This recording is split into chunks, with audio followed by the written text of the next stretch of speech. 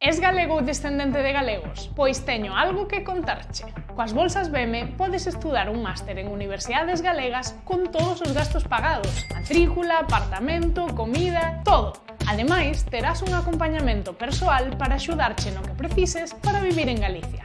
Eso sí, para conseguir a bolsa debes ter menos de 40 anos e residir no exterior. Fai a túa solicitude antes do 30 de abril e poderás recibir ata 12.500 euros para vivir unha experiencia inesquecible mentras construes o teu futuro.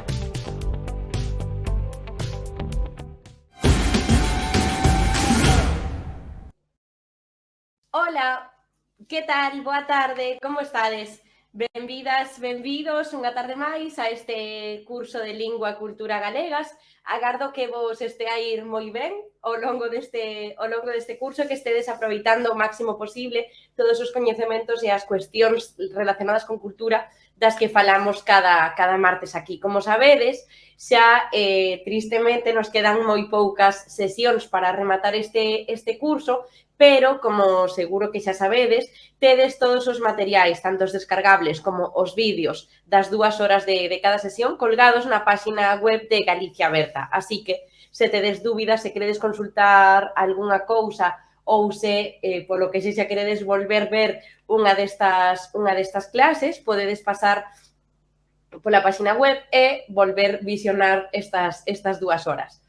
Como vos dicía, hai un anaco, o máis importante de todos deste material que tedes aí colgado son os materiais, a parte dos materiais descargables, que se atopa, como sabedes, na páxina web de Galicia Aberta e que se corresponde con cada unha das sesións que fomos facendo ao longo deste curso. A sesión de hoxe tamén está aí dispoñible, tedes un PDF dispoñible para vos, e sabedes que as dúas partes máis importantes, como sempre vos digo, son a de vocabulario, porque é un xeito rápido, fácil e moi accesible de seguir aprendendo coñecementos de lingua galega, a parte de vocabulario por un lado, e a outra sería esa última parte do PDF que está reservada para materiais de consulta en liña, onde podedes consultar webs relacionadas co que falamos nas clases en directo, ou podedes consultar outros recursos que eu vou citando ou que non me dá tempo a pasar por eles, pero que tamén son relevantes ou son importantes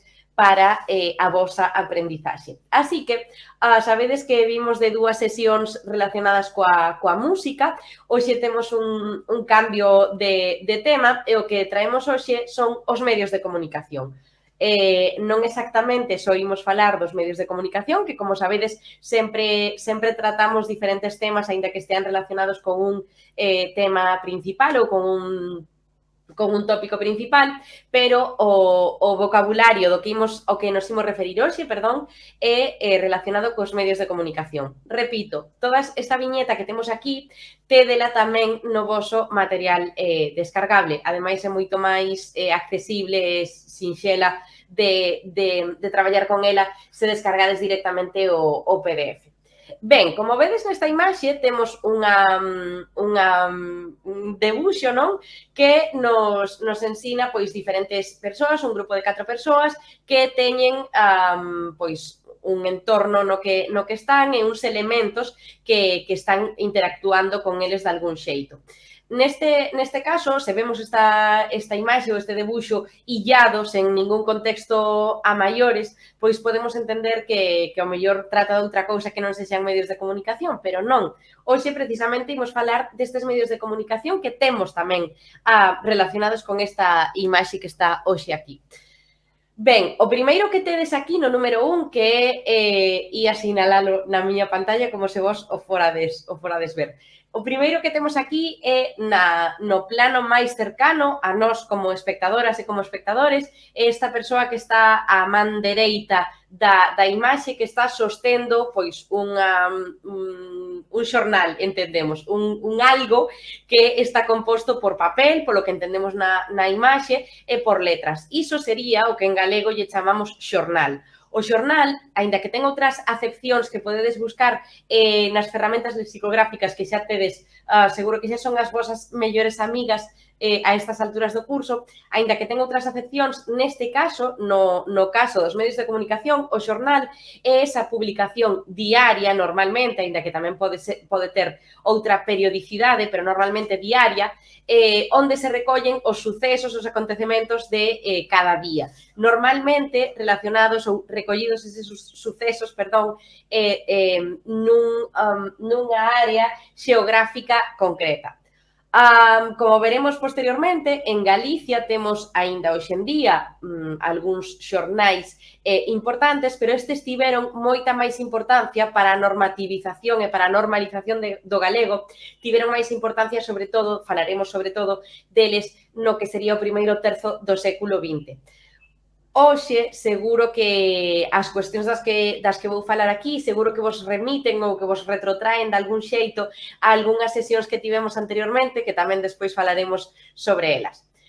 O primeiro que temos aquí sería un xornal, ese número 1, e o segundo que temos na parte esquerda da imaxe, en riba dunha mesiña pequena, tedes aí o número 2, por se non o vedes ben dende a casa, ese 2 é o que lle chamamos revista, e diredes vos, cal é a diferenza entre a revista e os xornais? Pois normalmente a diferenza esencial sería a súa periodicidade. Digamos que os xornais saen cunha periodicidade diaria normalmente e do que nos informan son de noticias, de sucesos, de, non sei, información relacionadas con outros ámbitos como pode ser o laboral ou, non sei, sucesos que acontecen no resto do mundo e demais. E as revistas non necesariamente recollen este tipo de sucesos, senón que ao mellor están especializadas en determinadas informacións como poden ser revistas sobre historia, revistas sobre poesía ou revistas sobre, non sei, lingüística, invéntomo. No número 3, este é bastante complicado de ver, pero é o primeiro número que temos xusto no medio da imaxe. O que temos aí é unha radio. A radio creo que se di exactamente igual en centos de linguas alrededor do mundo, así que non ides ter problema en comprender o seu significado, pero que saibades que tamén é importante coñecer este nome, que é un aparello en uso, é un aparello de utilidade, que isto digo porque o meu alumnado de, pois imaginade, de 20 anos aproximadamente, non coñecían, entre moitas comiñas, non coñecían o que era unha radio como tal. É dicir, se escoitan a radio, pois como que só a asocian cos aparellos do coche, por exemplo, ou coa radio que teñen no móvil, que creo que nin sequera a utilizaban, pero que non coñecían ou non estaban familiarizados, mellor dito, cos aparatos de radio como tal. Vaya, isto para facernos sentir moi bellas e moi bellos.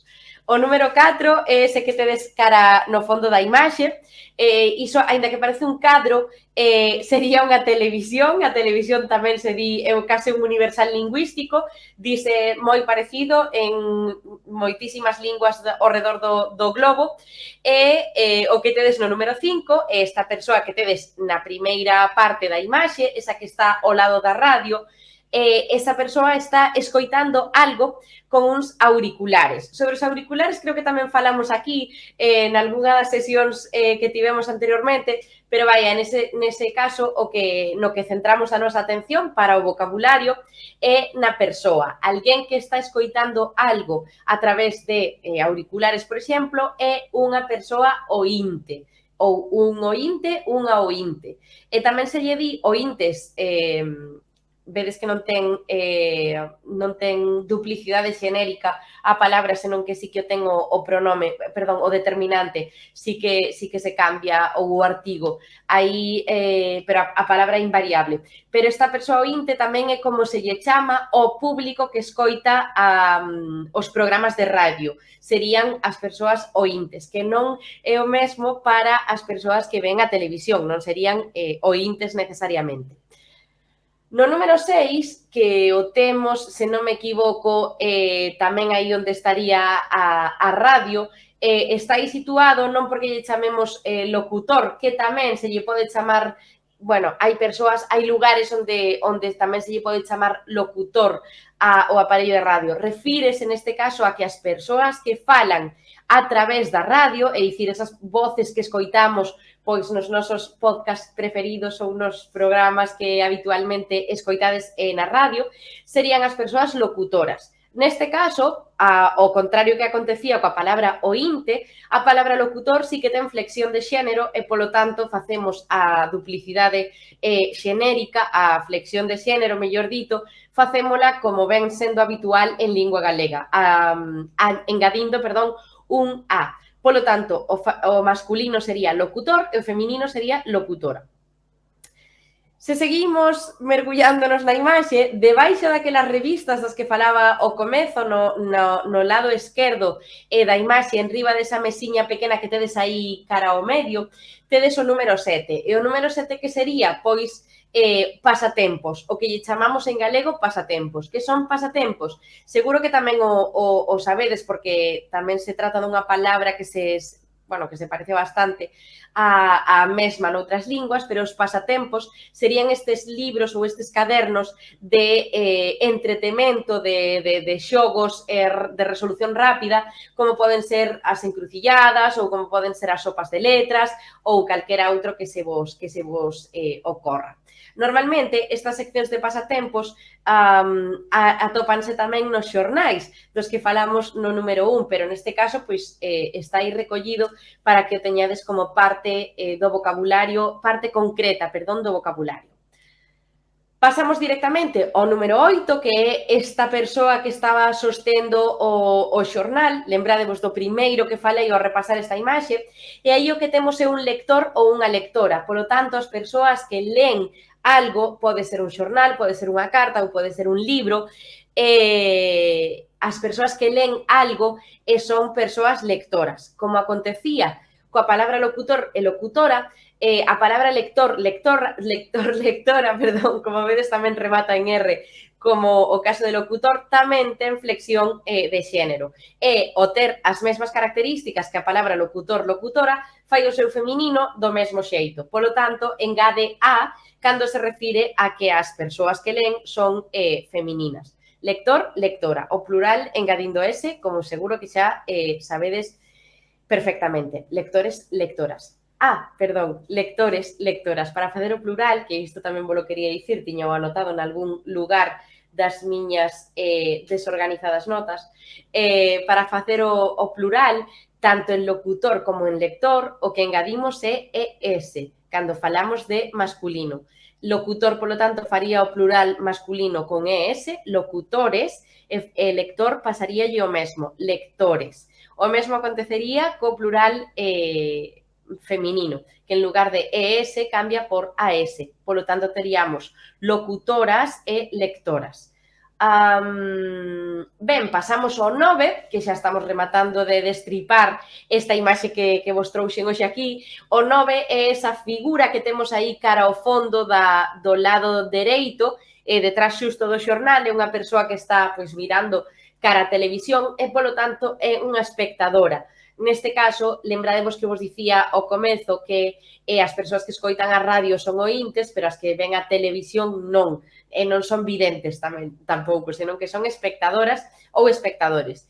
Neste caso, tamén temos flexión de xénero, polo tanto, o masculino sería espectador e o feminino engadiría a espectadora. E como igual que os outros dous casos anteriores, se trata do mesmo tipo de formación do plural, para facer o plural, o que faríamos sería engadir ES no caso de espectadores masculinos e múltiples e AS no caso de espectadoras femininas e múltiples.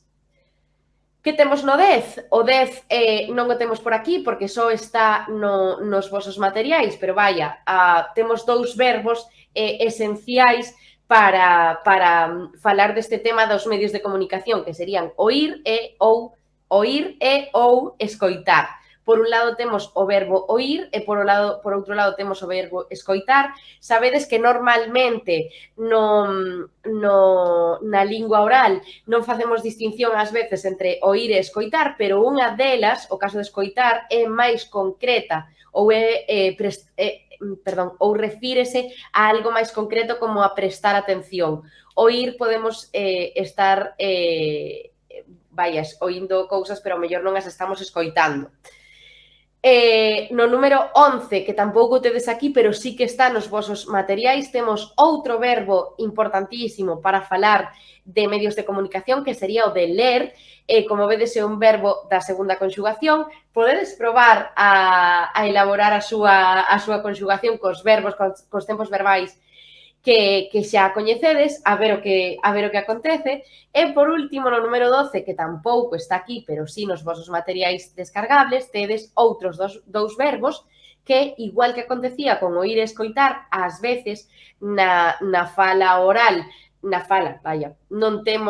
facemos distinción entre o significado de un e outro, pero sí que teñen un significado diferente, un é máis concreto que o outro. Ver e mirar. Por un lado, temos estes dous pares, oír, escoitar, ver, mirar, que, aínda que non é relevantísimo a súa diferenciación semántica, se queredes, sí que ás veces ten un pequeno matiz que compre ter en conta. Con todo, se vos esquecedes destes pequenos matices ou se sodes persoas disléxicas como a min, que estas diferenzas lévanas tremendamente mal, polo que sexa, polos motivos que sexan, sempre debedes ter a man as ferramentas lexicográficas das que falamos ao longo deste curso, que vos van a axudar sempre a distinguir, a diferenciar, sobre todo, entre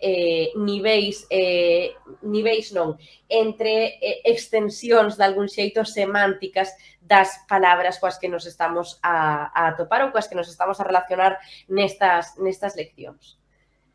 Ben, seguimos cara adiante. Como vos dicía, imos falar de medios de comunicación e, como sempre, temos unha pequena parte de cultura ou de historia da lingua galega. Hoxe non ia ser menos e traémosvos un breve recorrido polos medios de comunicación. Antes disto, polos medios de comunicación en galego. Antes disto, compre destacar que a historia da comunicación en galego non sempre foi unha historia tan doada ou tan, non sei, ou que gozou de tanta saúde, se queredes, como a que goza hoxe en día, senón que, como seguro que podedes intuir e como observamos ao longo destas sesións, como sabedes, a lingua galega viviu e transitou por épocas nada agradables para a súa supervivencia, non?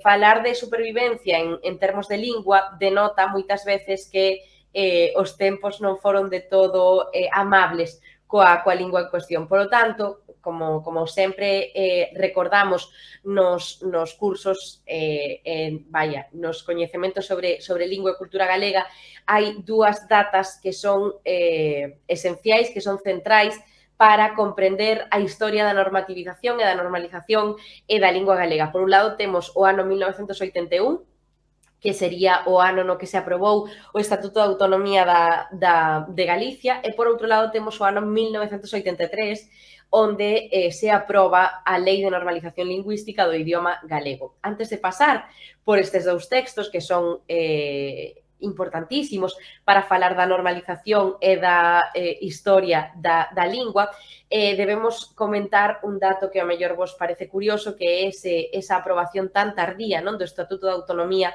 de Galicia. E aquí entra en xogo tanto a Guerra Civil como a ditadura de Franco, que durou, como sabedes, do ano 39 ao 75. Que aconteceu co Estatuto de Autonomía de Galicia? O Estatuto de Autonomía de Galicia, que sabedes que Castelao, por exemplo, foi unha das persoas que estivo traballando para que se conseguira aprobar en tempo e forma. Sabedes que nesas épocas, alrededor de finais dos anos 20, comezos dos anos 30 e demais, aí comezouse a xestar a necesidade dun Estatuto de Autonomía para Galicia. Outras autonomías históricas da Península Ibérica estaban a xestionar os seus propios estatutos de autonomía, como pode ser o caso de Cataluña ou do País Vasco e demais, e Galicia non ia ser menos. Lembradevos tamén destes lazos, destes enlaces entre as autonomías, non? Das que falamos con, se non me equivoco, con Arturo, creo que tamén con outras persoas que pasaron por aquí. Agora estaba intentando facer memoria rapidamente, pero non me saiu moi ben. Que aconteceu con o noso Estatuto de Autonomía? Pois que no ano 36, cando estaba para ser aprobado, pois, sorpresa, pois desenvólvense os fatídicos feitos da Guerra Civil Española, polo tanto, todas estas cuestións que ían ser votadas no Parlamento, pois quedaron paralizadas. Quedaron paralizadas, como o caso do Estatuto de Autonomía de Galicia, quedaron paralizadas máis de 40 anos, máis de 40, máis de 50, e tivo que pasar a Guerra Civil, e tivo que pasar toda a ditadura de máis de 40 anos de a ditadura franquista para que no ano 1981 se retomaran estes labores de buscar, de crear un Estatuto de Autonomía para Galicia. Por que é importante o Estatuto de Autonomía? Aparte de por cuestións evidentes de certo autogoberno, se queredes, o Estatuto de Autonomía é fundamental sempre en materia de lingua. Por que? Porque no Estatuto de Autonomía, como imos ver agora, se son quen de apañarme aquí, como imos ver agora, o Estatuto de Autonomía, que o tedes aquí, na páxina da Xunta de Galicia, estos serían uns resumos dos artigos que ten. Recoñece a Galicia non só como unha nacionalidade histórica, senón como unha comunidade autónoma, polo tanto, e cede competencias de autogoberno de conformidade coa conformidade da Constitución Española, non, pola que nos rexemos, pero, sobre todo, o que me interesa aquí en materia de lingua sería o artigo 5, onde se recoñece legalmente, no estatuto, que a lingua propia de Galicia é o galego. E, polo tanto, estou no punto 2 do artigo 5, os idiomas galego e castelán, cito textualmente, son oficiais en Galicia e todos teñen o dereito, todos alude a todas as persoas, todos teñen o dereito de coñecelos e usalos. Pasando ao punto 3 do artigo 5, dinos que os poderes públicos de Galicia garantirán o uso normal e oficial dos dous idiomas e potenciarán a utilización do galego en todas as ordes da vida pública, cultural e informativa e disporán dos medios necesarios para facilitar o seu coñecemento. E, por último, no punto 4, din que ninguén poderá ser discriminado ou discriminada por razón de lingua.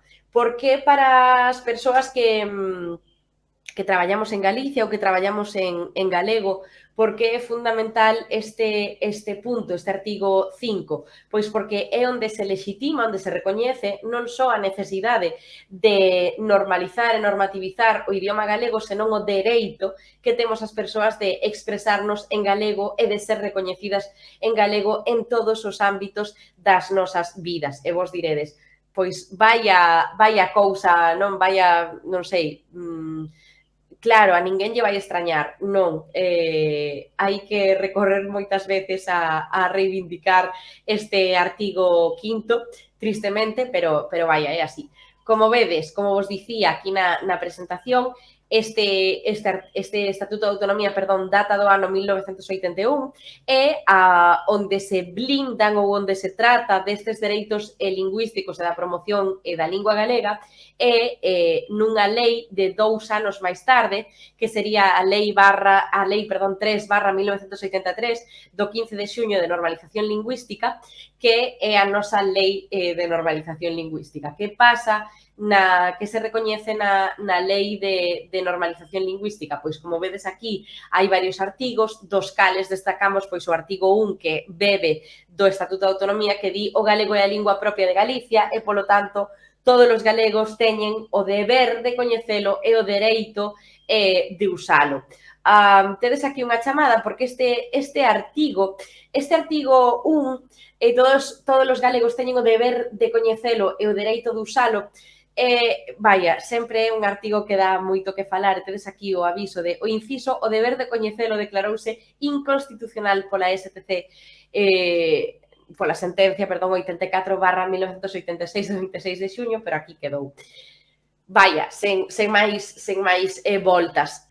Outros artigos importantes desta Lei de Normalización Lingüística son, por exemplo, o artigo 2, onde se recolle, que os poderes públicos de Galicia garantizarán o uso normal do galego e do castelán, linguas oficiais da comunidade autónoma. O artigo 3 recolle que os poderes públicos de Galicia adoptarán as medidas oportunas para que ninguén sexa discriminado por razón de lingua. Lembradevos que no Estatuto de Autonomía dicía ninguén pode ser discriminada por razón de lingua. E aquí xa nos din, son máis concretos e máis concretas as persoas que escriben isto e din que serán os poderes públicos os que tomen as medidas para que a discriminación lingüística non existan.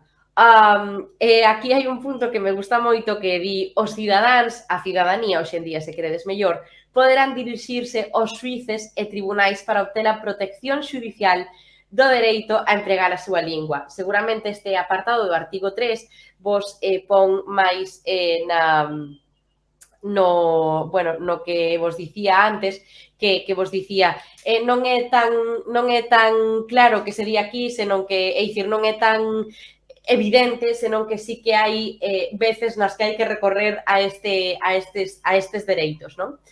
E pasando cara ao lado da normativización ou cara a parte da normalización lingüística, mellor,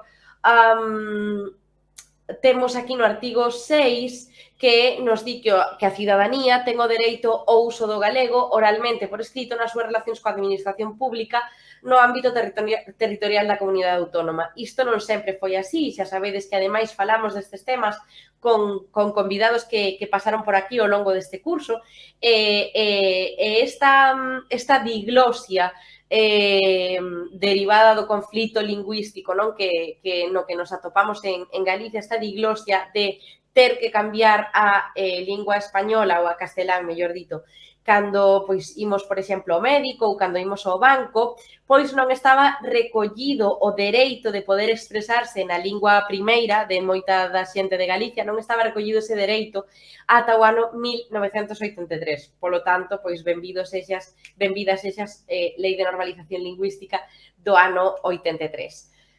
Interesante ou importante aquí en relación coa normalización lingüística? Pois o punto 2 do artigo 6, as actuacións administrativas en Galicia serán válidas e producirán os seus efectos calquera que sexa a lingua oficial empregada, polo tanto, podense escribir as comunicacións en galego ou en castelán. E o 3, os poderes públicos de Galicia promoverán o uso normal da lingua galega, oralmente, por escrito, nas súas relacións cos cidadáns ou coa cidadanía.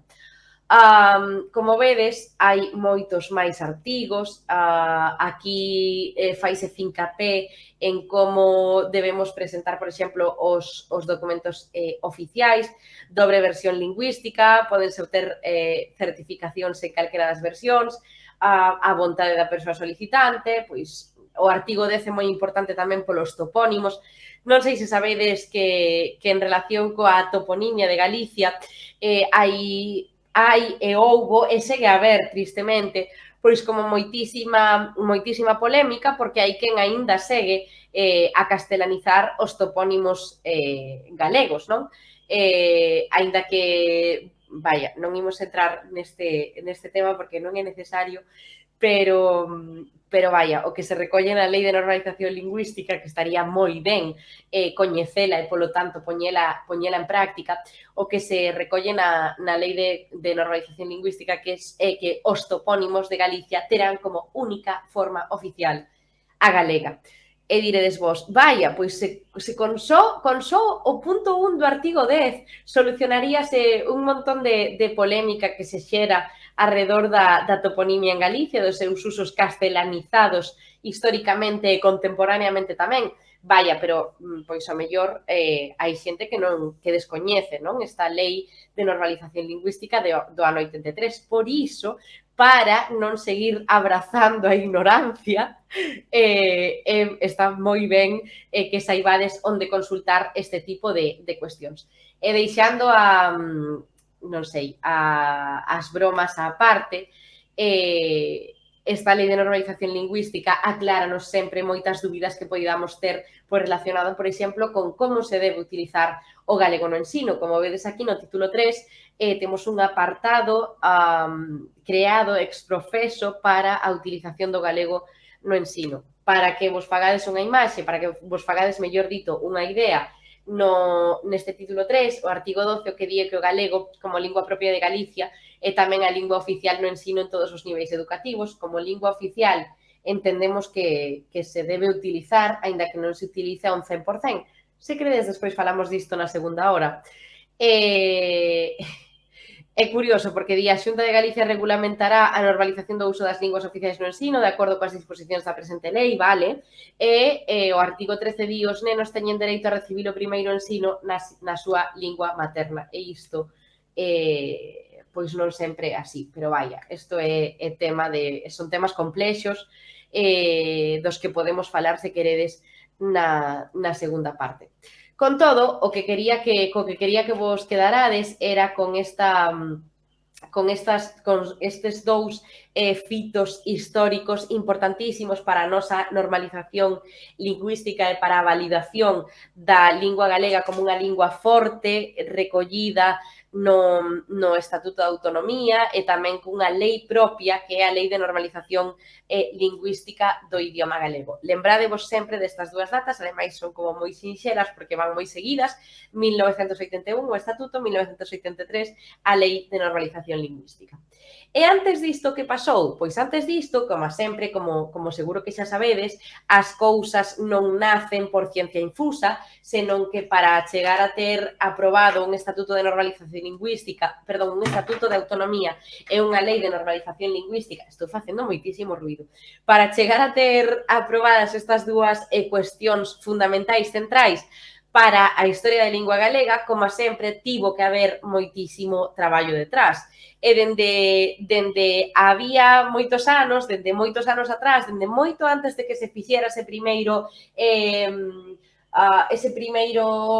vocexo de Estatuto de Normalización Lingüística parado pola Guerra Civil e a posterior ditadura, pois xa había publicacións en galego que funcionaban como normalizadoras da lingua en cuestión. E aquí que vos traemos unha publicación que segurísimo que coñecedes, que é a do tío Marcos da Portela. Igual se tedes boa vista, podedes ata alcanzar a ver o que se recolle aquí, pero para que vos fagades, unha idea, a publicación do tío Marcos da Portela como revista, se queredes, como publicación periódica, nace no ano 1876, en febreiro, tedes aí, agora vos leo a cabeceira da revista, e publicase dende 1876 ata 1889. Foi unha iniciativa de Valentín Lamas Carvajal e aquí na cabeceira, desta folla que vos deixamos aquí pendurada, vedes que pon ano primeiro Ourense 7 de febreiro de 1876. Parrafeo primeiro. E aquí temos parrafeos co pobo gallego e non sei se ledes debaixo dese título tío Marcos da Portela, pon: esta folla pode mercarse nas principais feiras de Galicia ao precio de 2 cartos exemplar. Cantos por vos gallegos se teñan, deben mercala todos en conta as súas aspiracións. Véndese tamén nas administracións dos periódicos de Galicia, sai a luz os días 7 e 22 de cada mes, é dicir, con carácter quincenal. Os que queiran suscribirse dirixiránse ao administrador da propaganda galega, Lepanto 18, Ourense. Non esquecéndose dos 7 non sei que pequenos que custa cada trimestre. Como vedes, esta revista naceu pois con un afán tamén no fondo, non? Normalizador, porque se trataba de normalizar, como a súa palabra indica, as publicacións en galego. Ademais, tratábase dunha publicación que era ambiciosa, non? Seguro que, ao mellor, se tedes experiencia ou se tedes coñecementos no que o mundo editorial se refire, veredes que, ou saberedes que o traballo de editar de publicar e de que saia a luz unha revista é complicado, arduo, desagradecido. En este caso, pois era unha revista que saía 2 veces ao mes. Polo tanto, aquí detrás había moitísimo traballo, moitísimo esforzo para que esta iniciativa saíra adiante. E vai a saiu porque, como vos dicía, conta cunha traxectoria do ano 76 ao 89, de máis de 10 anos, onde foi ás veces variando a súa periodicidade, pero aí seguiu. Se seguimos cara adiante, temos outra publicación fundamental no que foi a historia dos medios de comunicación e da normativización e normalización do idioma galego, que esta seguro que a coñecedes, é a revista A Nosa Terra. No caso da Nosa Terra, debemos falar, non o 1916 é unha data importante, pero debemos falar desculpade, de que o primeiro número ou o primeiro traballo data de 1907. No caso da Nosa Terra, este número do 1907 está editado na Coruña e pasou a ser posteriormente, como seguro que se sabedes e como falamos aquí, con Armando, creo que antes dixen Arturo, con Armando Requeixo. Por favor, descúlpame, Armando, se estás vendo esta sesión de hoxe, desculpademe por cambiarlle o nome a esta persoa. Dicía que falamos precisamente da revista A Nosa Terra con Armando Requeixo na sesión na que nos acompañou, porque, como vos dicía, pasou a ser o lugar ou o órgano de expresión das Irmandades da Fala e despois, posteriormente, do Partido Galeguista. Aínda que nace no ano 1907 ou 1916, é o inicio desa súa segunda etapa, onde, obviamente, polas datas, pasa a ser este órgano de comunicación e de divulgación das Irmandades da Fala, dese grupo que se xerou arredor destas inquedanzas das que xa falamos con Armando en sesións pasadas. Tamén foi soporte, como vos dicía, para o Partido Galeguista. Esta segunda etapa, dende o 14 de 12 de 1916, desculpade que teña que consultar a data porque son malísima para estas cousas, dende esta segunda etapa estivo á fronte da revista A Nosa Terra Antón Villar Ponte, que seguro que tamén o coñecedes porque é unha das persoas das que falamos con Armando Requeixo, senón tamén podedes bichealo por aí pola web e ver tamén os seus traballos.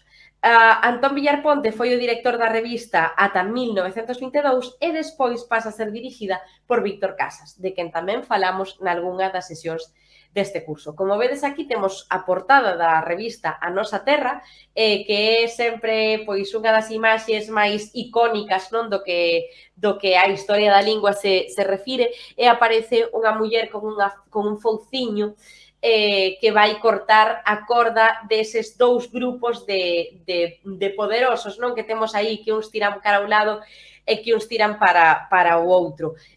Como vedes aquí aquí na portada di que é un boletín decenal e o seu subtítulo sería Idearium da Irmandade da Fala en Galicia e nas colonias gallegas de América e Portugal. Seguro que a mellor tedes anécdotas sobre a Nosa Terra ou tedes algún exemplar nas vosas bibliotecas dos centros galegos. Podedes aproveitar tamén para contarmo e falamos disto na segunda parte da clase, que vos parece? Outra das revistas fundamentais nas nosas letras sería a revista Nós. A revista Nós, que tamén falamos con Armando no seu día, arredor da cal se artella ou se articula, mellor dito, este grupo Nós, do que xa falamos hai unhas semanas. Perdón, vou beber un pouco de auga porque estou coa voz fatal nestas últimas semanas. Non sei moi ben por qué, pero igual son sinais do universo para que fale un pouco menos. No caso da revista do grupo Nós, que tedes aquí a portada que ao meu parecer é ben bonita e ademais seguro que a coñecedes pola súa relación con Castelao e demais. Vaya, esencialmente co seu grupo Nós, co grupo Nós, perdón. A revista Nós data de 1920 ata 1936, sabedes que estas datas tamén eran moi importantes porque o 1936 é o punto de inflexión onde se deixa de publicar, onde se deixa de facer e onde se deixa de vivir de algún xeito en galego, sobre todo no que en materia de normalización e normativización se refería, e de publicación, polo tanto. E a revista Nós era, neste caso, un boletín mensual. Nace, ademais, arredor dela, nace este grupo Nós, do que xa falamos abondo en clases, en sesións anteriores, mellor dito, e o que comprendía a revista Nós, pois era materiais relacionados coa arte, coa xeografía, coa historia, coa etnografía, coa lingua. Era unha revista pois moi ecléctica, onde cabían ou onde estaban recoñecidas moitas, ia dicir tipografías, pero iso non é o que quero, moitas tipoloxías textuais diversas. Pero era unha revista, tamén vos digo, a diferenza do que podía ser o tío Marcos da Portela, da que falamos ao comezo, era unha revista pensada para público máis especializado de algún xeito, non? Digamos que era unha revista máis traballada para un público intelectualmente, se queredes, máis exixente, no sentido de que lembrade que este grupo Nós e tamén as Irmandades da Fala, pois nacían ou proviñan deses círculos máis cultos da cultura do Partido Galeguista tamén, e demais, como falamos con Armando en sesións anteriores, e polo tanto dicían e defendían ben, que para que unha lingua fose normalizada e para que gozase de boa saúde, tería que recoller textos de todas as tipoloxías, polo tanto non só se podería falar en galego de lingua galega, senón que había que recoller e había que facer textos de arte, por exemplo, ou textos de xeografía en lingua ou de historia ou de etnografía en lingua galega, e así se fixo. Non só se facían textos orixinais, senón que tamén temos traduccións de textos ao galego. E xa cruzando un pouquiño o charco, direivos que a primeira emisora en Galicia é Radio Galicia en 1933. Non sei se coñecedes a Radio Galicia.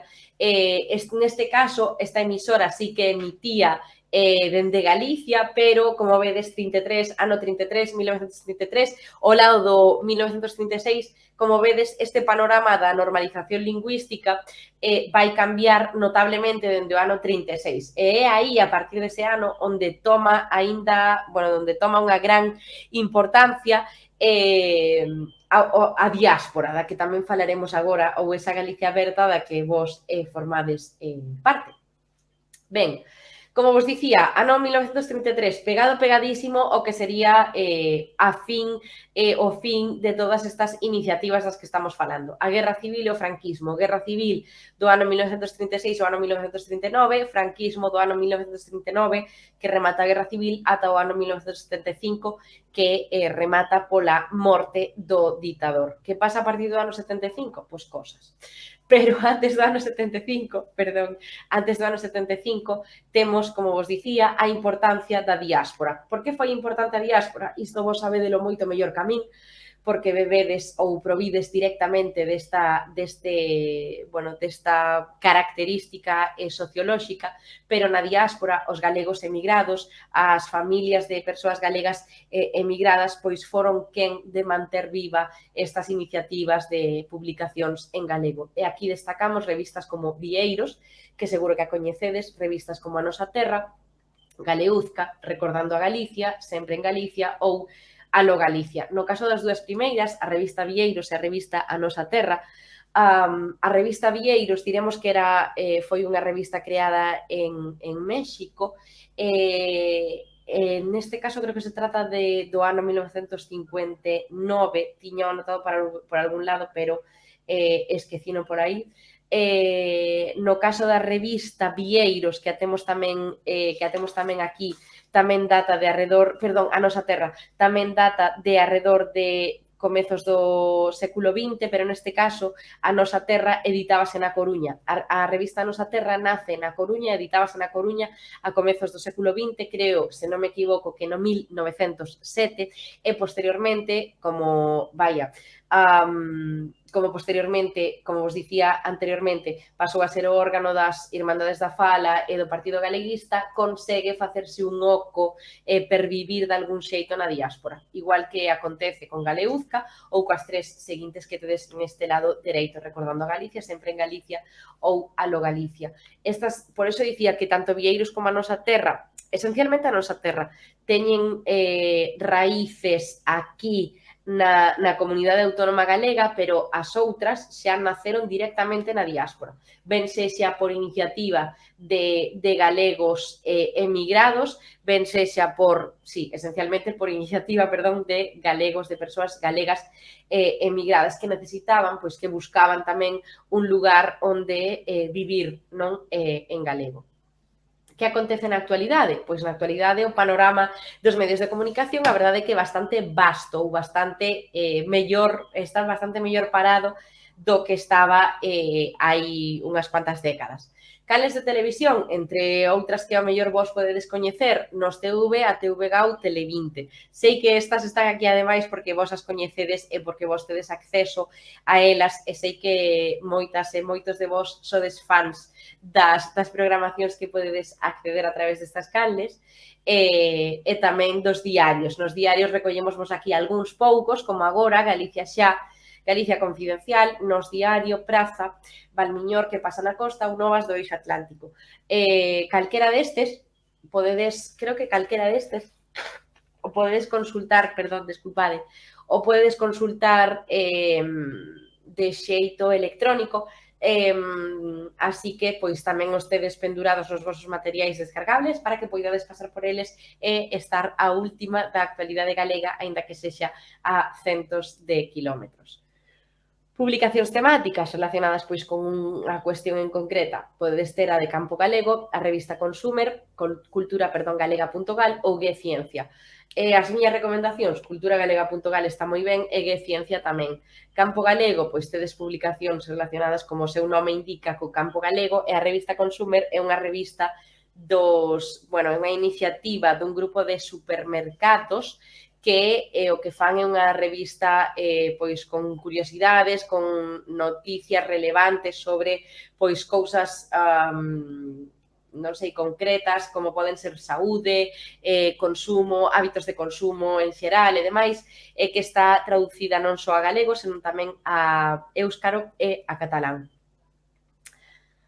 Ben, outras revistas, Coralia, Luces, Disque Cool, Pincha, Tempos Digital ou 20. Estas seguro que a mellor as coñecedes ou non, tamén as tedes por aí recollidas para que puidades consultalas. Se quedes tamén despois na segunda hora da clase, podemos pasar por elas e ver o que temos por aí. Con todo, lembradevos que, como vos digo sempre, estes recursos online, electrónicos, que tedes aquí como as revistas ou como poden ser os blogs dos que falamos algunha vez, serven como material de lectura en lingua galega, que é unha parte que vos vai axudar moitísimo a seguir aprendendo lingua. Ben, como radios, para quen non lle guste ler, tamén tedes a opción de podcast ou radios ou o que queirades. Tedes a Radio Galega, que seguro que coñecedes, Radiofusión, Podgalego para os podcast ou a Tribo Radio. Eu non son moi usuaria das radios, pero en Podgalego para podcast, aí ao mellor podedes atopar mellor non, podedes atopar cousas que vos poidan interesar máis. Ben, e agora estes son deberes para vos, porque como últimamente vexo que non estades contándome nada a través do chat, vou ter que animarvos a que me contedes cousas nesa segunda hora da clase. Non é que me contedes cousas, que eu xa sabedes que teño corda para 1 hora e media máis, pero animarvos a que poñades en práctica os coñecementos de lingua galega dos que estamos a falar neste curso. Polo tanto, digo vos o seguinte, dime algún medio de comunicación máis que debamos coñecer e por qué. E aquí o que tedes é que podedes aproveitar para coller os vosos teclados, os vosos teléfonos ou os vosos o que sexa e escribir aí algo relacionado con esta pregunta. Podedes escribir o que queirades, ou podedes preguntar, ou podedes facer suxestións para vindeiras clases ou para o tempo que nos resta na seguinte hora. Pero o importante é que escribades, que vos comuniquedes tamén en lingua galega. porque a mellor tamén dentro dos vosos círculos pois é máis fácil que atopedes lugares para falar de xeito oral, non sei, pero que non atopedes eses espazos para escribir. En este curso, como sabedes que a parte da oralidade non a podemos cubrir porque estamos como non tedes micrófonos, non podedes abrir o micro e entrar en directo, aproveitade para utilizar esa outra tipoloxía de comunicación que sería a de escribir a través do chat. Así que, veña, va, animádevos, en 10 minutos comentamos o que estedes a dicir por aí.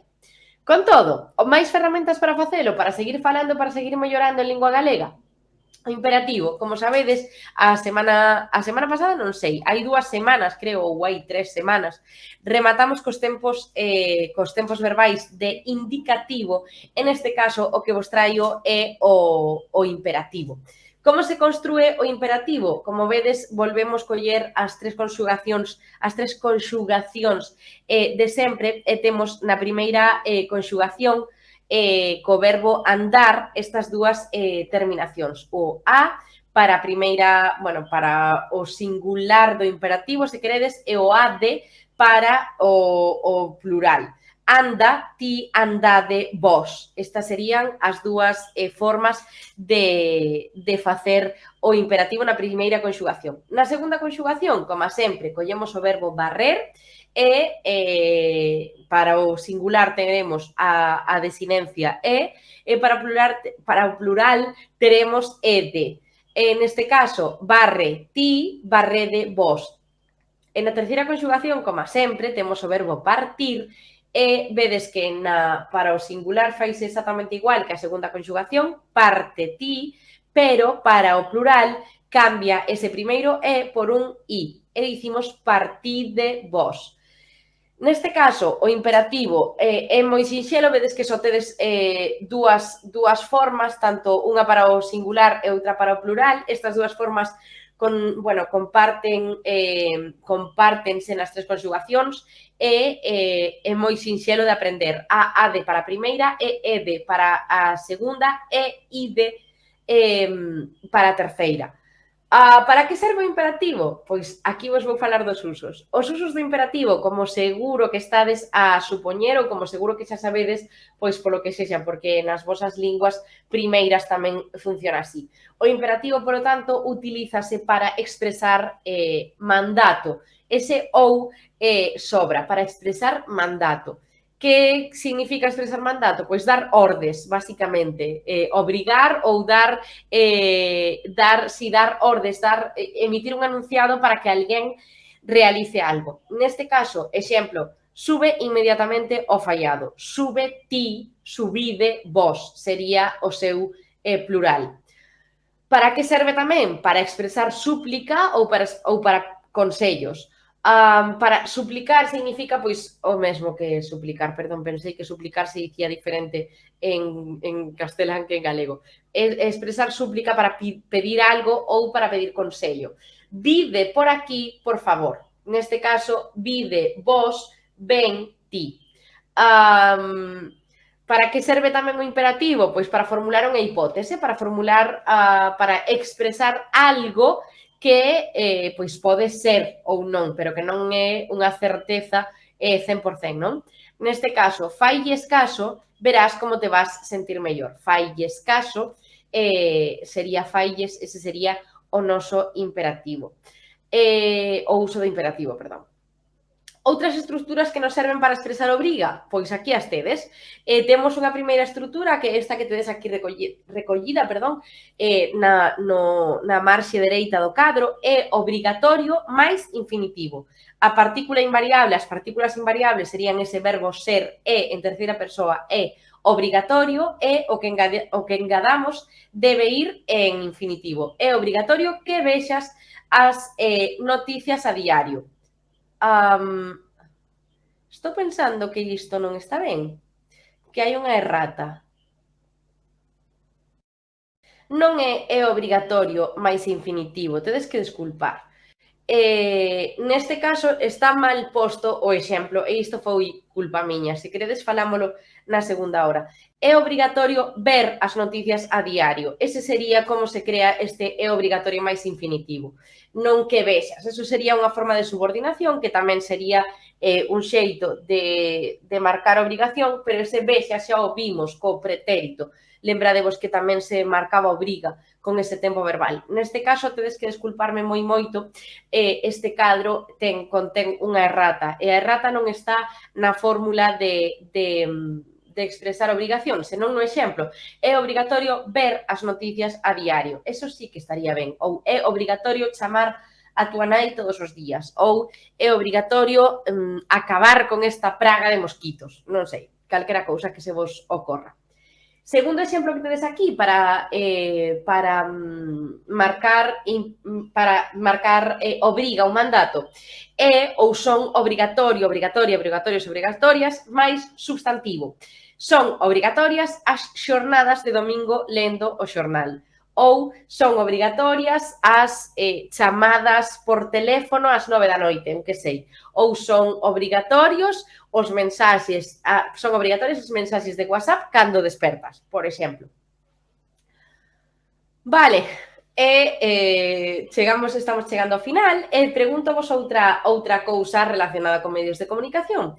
Que medios ledes ou escoitades habitualmente? E isto tamén o podedes contestar a través do chat.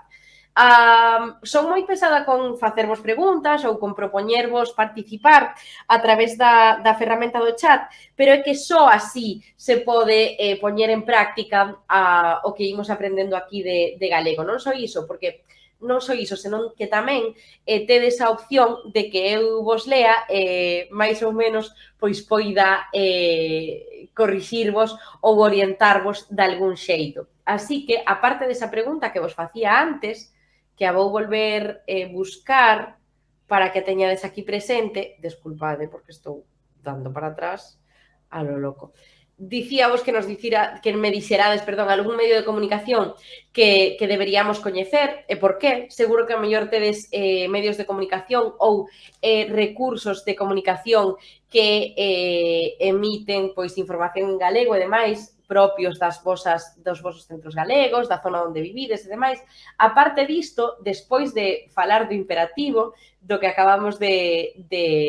vos acabo de falar, pregúntovos que medios ledes ou escoitades habitualmente. E aí podedes aproveitar para ensinarme a min e darme a coñecer pois outros medios ou outros recursos, se queredes, cos que vos estades familiarizadas e familiarizados, e que podemos facer aquí un fío de compartir recursos, un fío, unha canle de ida e volta, de algún xeito.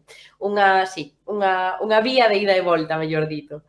Ben, neste caso, deixovos aquí un pouco un cadro último que nos vai servir, que vos vai axudar para falar de habitualidade, de cousas que facemos habitualmente. Aquí temos, como sempre, na parte da esquerda tedes a formación e na parte da dereita tedes o exemplo. Espero que estes estean ben feitiños. O que temos na primeira parte do cadro sería unha fórmula que podemos ler aquí, que sería de é normal ou é habitual ou é frecuente ou é raro, máis infinitivo é o que queirades. Isto serve para marcar habitualidade. Exemplos, na miña familia é habitual ver xuntos a televisión. Como vedes, é habitual máis infinitivo. Como podemos modificar esta construción para marcar non habitualidade? Pois poñendo un adverbio de negación diante dese é normal ou é habitual. En este caso, o adverbio de negación que escollemos, o adverbio de negación por antonomasia sería este non. Non é normal ou non é habitual ou non é frecuente ver xuntos a televisión.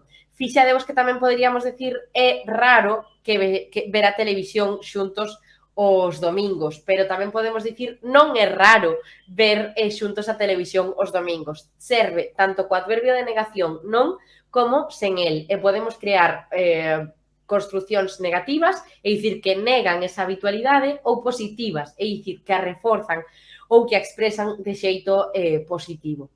Por outro lado, se queremos falar de hábitos, estou na segunda parte deste cadro amarelo, se queremos falar de hábitos, empregamos a construción tamén acostumar máis infinitivo. Empregamos a construción acostumar máis infinitivo. Ese tamén forma parte da oración anterior.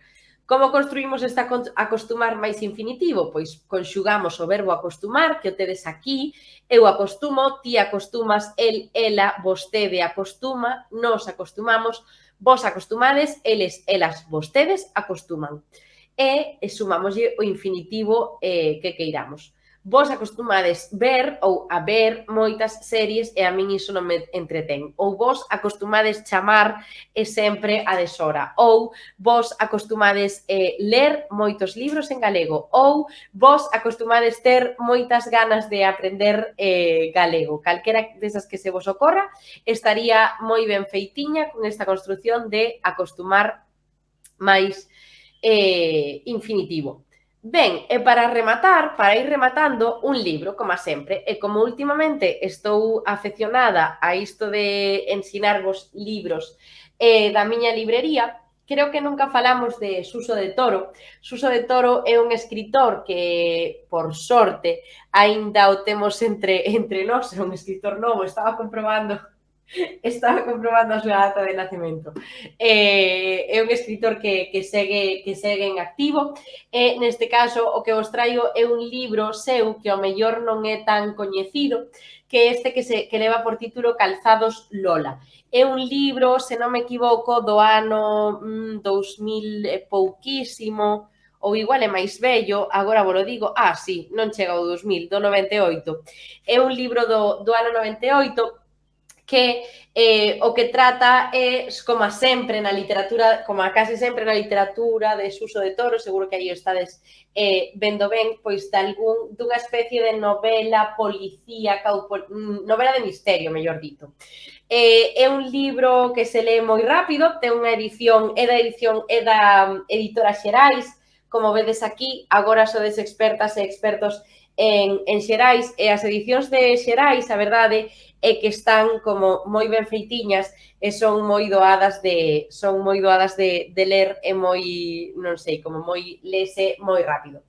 No caso de Suso de Toro, xa sabedes que a novela de misterio, a narrativa de misterio, é un dos seus fortes, non? É un dos mestres en Galicia en crear este tipo de literatura e aparte deste Calzados Lola que eu vos traio aquí porque o tiña na miña estantería, tamén podedes ter outras recomendacións de Suso de Toro que eu tamén vos recomendo moitísimo, como pode ser a obra 13 badaladas, que igual a coñecedes porque é unha das súas obras máis importantes. Neste caso, a sinopse, ou no caso de Calzados Lola, o que se trata, a sinopse do libro, enmarca un suceso misterioso que aconteceu cando, que levaba acontecendo dende que un neno, un das personaxes protagonistas, sentía uns ruídos que proviñan do mar, non? E estes pois estaban relacionados con feitos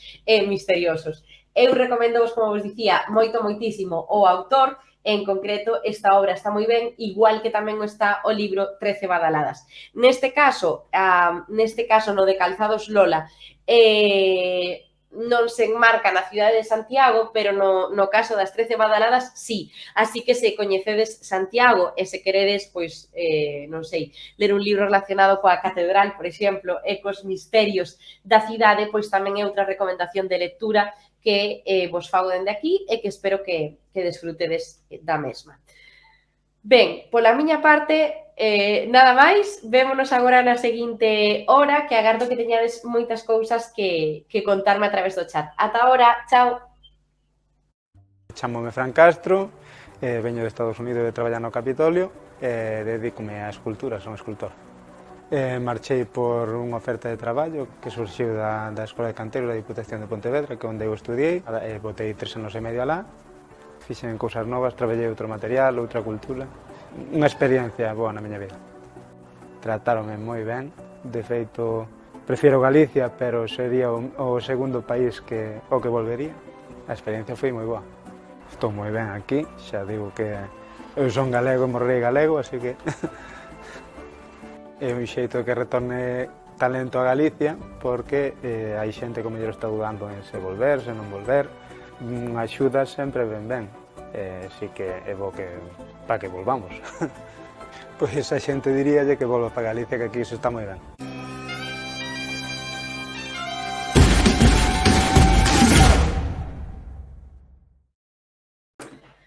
Hola de novo, que tal? Estaba agora pensando que igual vos metín moita chapa con isto dos imperativos.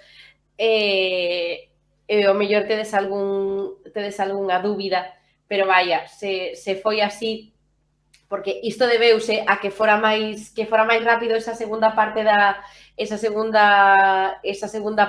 presentación, debeuse a que pensei que non me ia dar tempo a pasar por todo o que me quedaba, entón igual corrín algo de máis co tema dos imperativos. Así que se tedes dúbidas, se tedes calquera cousa que queirades aclarar en relación cos imperativos, iso, comentademo a través do chat e vémolo.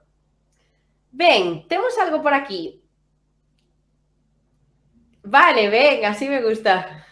Como os preguntaba, que me dixerades o que consumíades de medios de comunicación en galego, pois vexo que María Jesús xa foi a primeira en facernos chegar a súa achega. E dinos María Jesús Rodríguez: eu vexo a galega e escoito Radio Estrada en galego. Fíxate que de Radio Estrada eu non vos falei, igual que non vos falei de outras moitísimas que habería por aí, e vos estades ao loro de todas estas emisoras, non? Fixadevos que, como vos dicía durante a presentación, hoxe en día xa, afortunadamente, pois debido tamén a estas dúas datas importantes das que falamos ao principio, 1981 Estatuto de Autonomía, 1983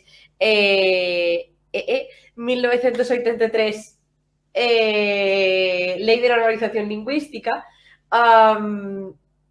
Estas datas son importantísimas precisamente para que hoxe esteamos así como estamos, non? Que poidamos ter, pois iso, Radio Estrada, por exemplo, emitindo en galego, e que o poidades escoitar. Dende onde a escoitas, María Jesús? Contanos tamén iso, que se poida escoitar pois de moitas partes do mundo. Que máis cousas temos? Se temos máis, vaya, se non tiro por outro lado. Vale, Blanca, hola Blanca. Dinos Blanca: eu penso que é de salientar o esforzo dos nosos devanceiros para non deixar morrer a nosa lingua. Ela ficou no pobo máis sinxelo porque os señoritos a rexeitaban. Agora falamos disto. Tamén pareceme moi importante o rescate que dela se fixo e aínda se fai tratando de facer valer aquelo que xa parecía morto.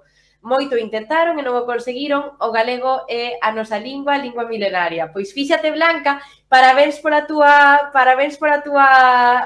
redacción, porque aparte de maravillosa como sempre, pois moi reivindicativa, non?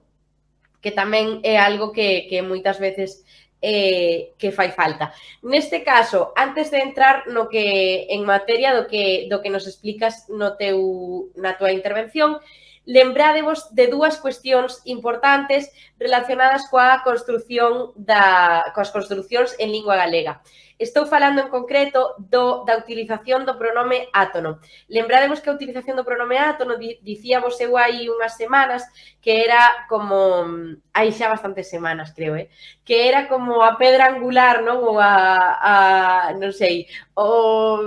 non sei, era algo complicado para que ás veces as persoas que aprenden galego, ben sexan persoas que nacen en Galicia, que se crían en Galicia e que coñecen galego dende que nacen, pero a utilización do pronome átono sempre é algo que nos dá problemas.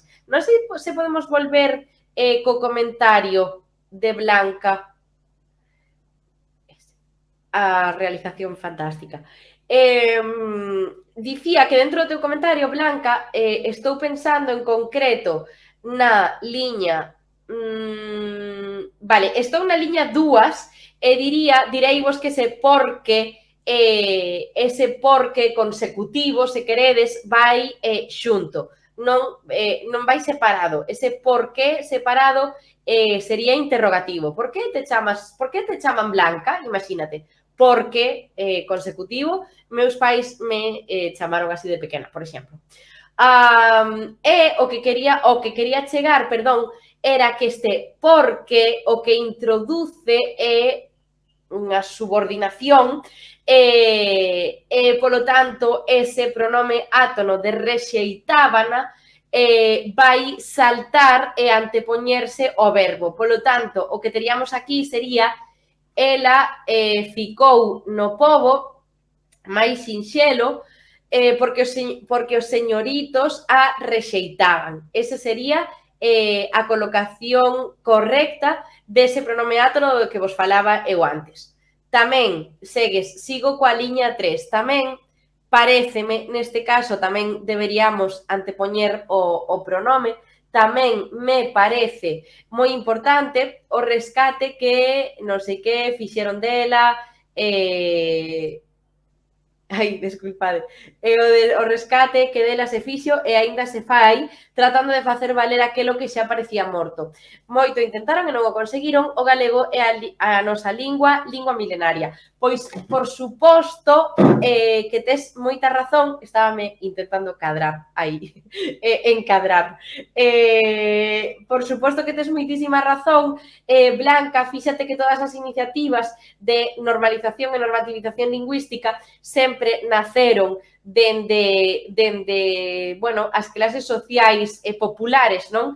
Digamos que como todos os movementos de algún xeito emancipadores, de algún xeito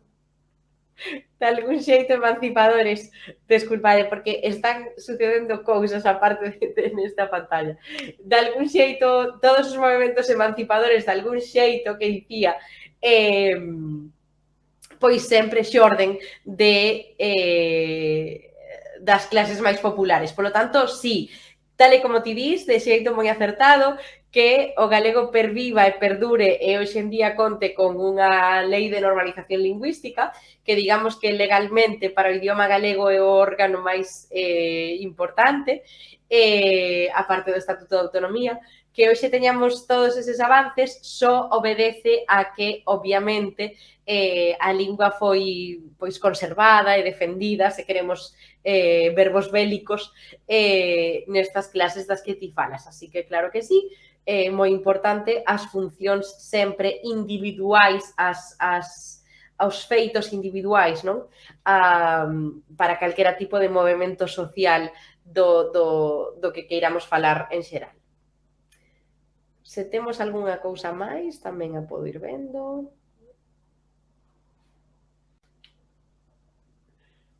Vale, neste caso dinos Lucinda, hola Lucinda, é que agora que estamos na sesión 22 xa, claro, xa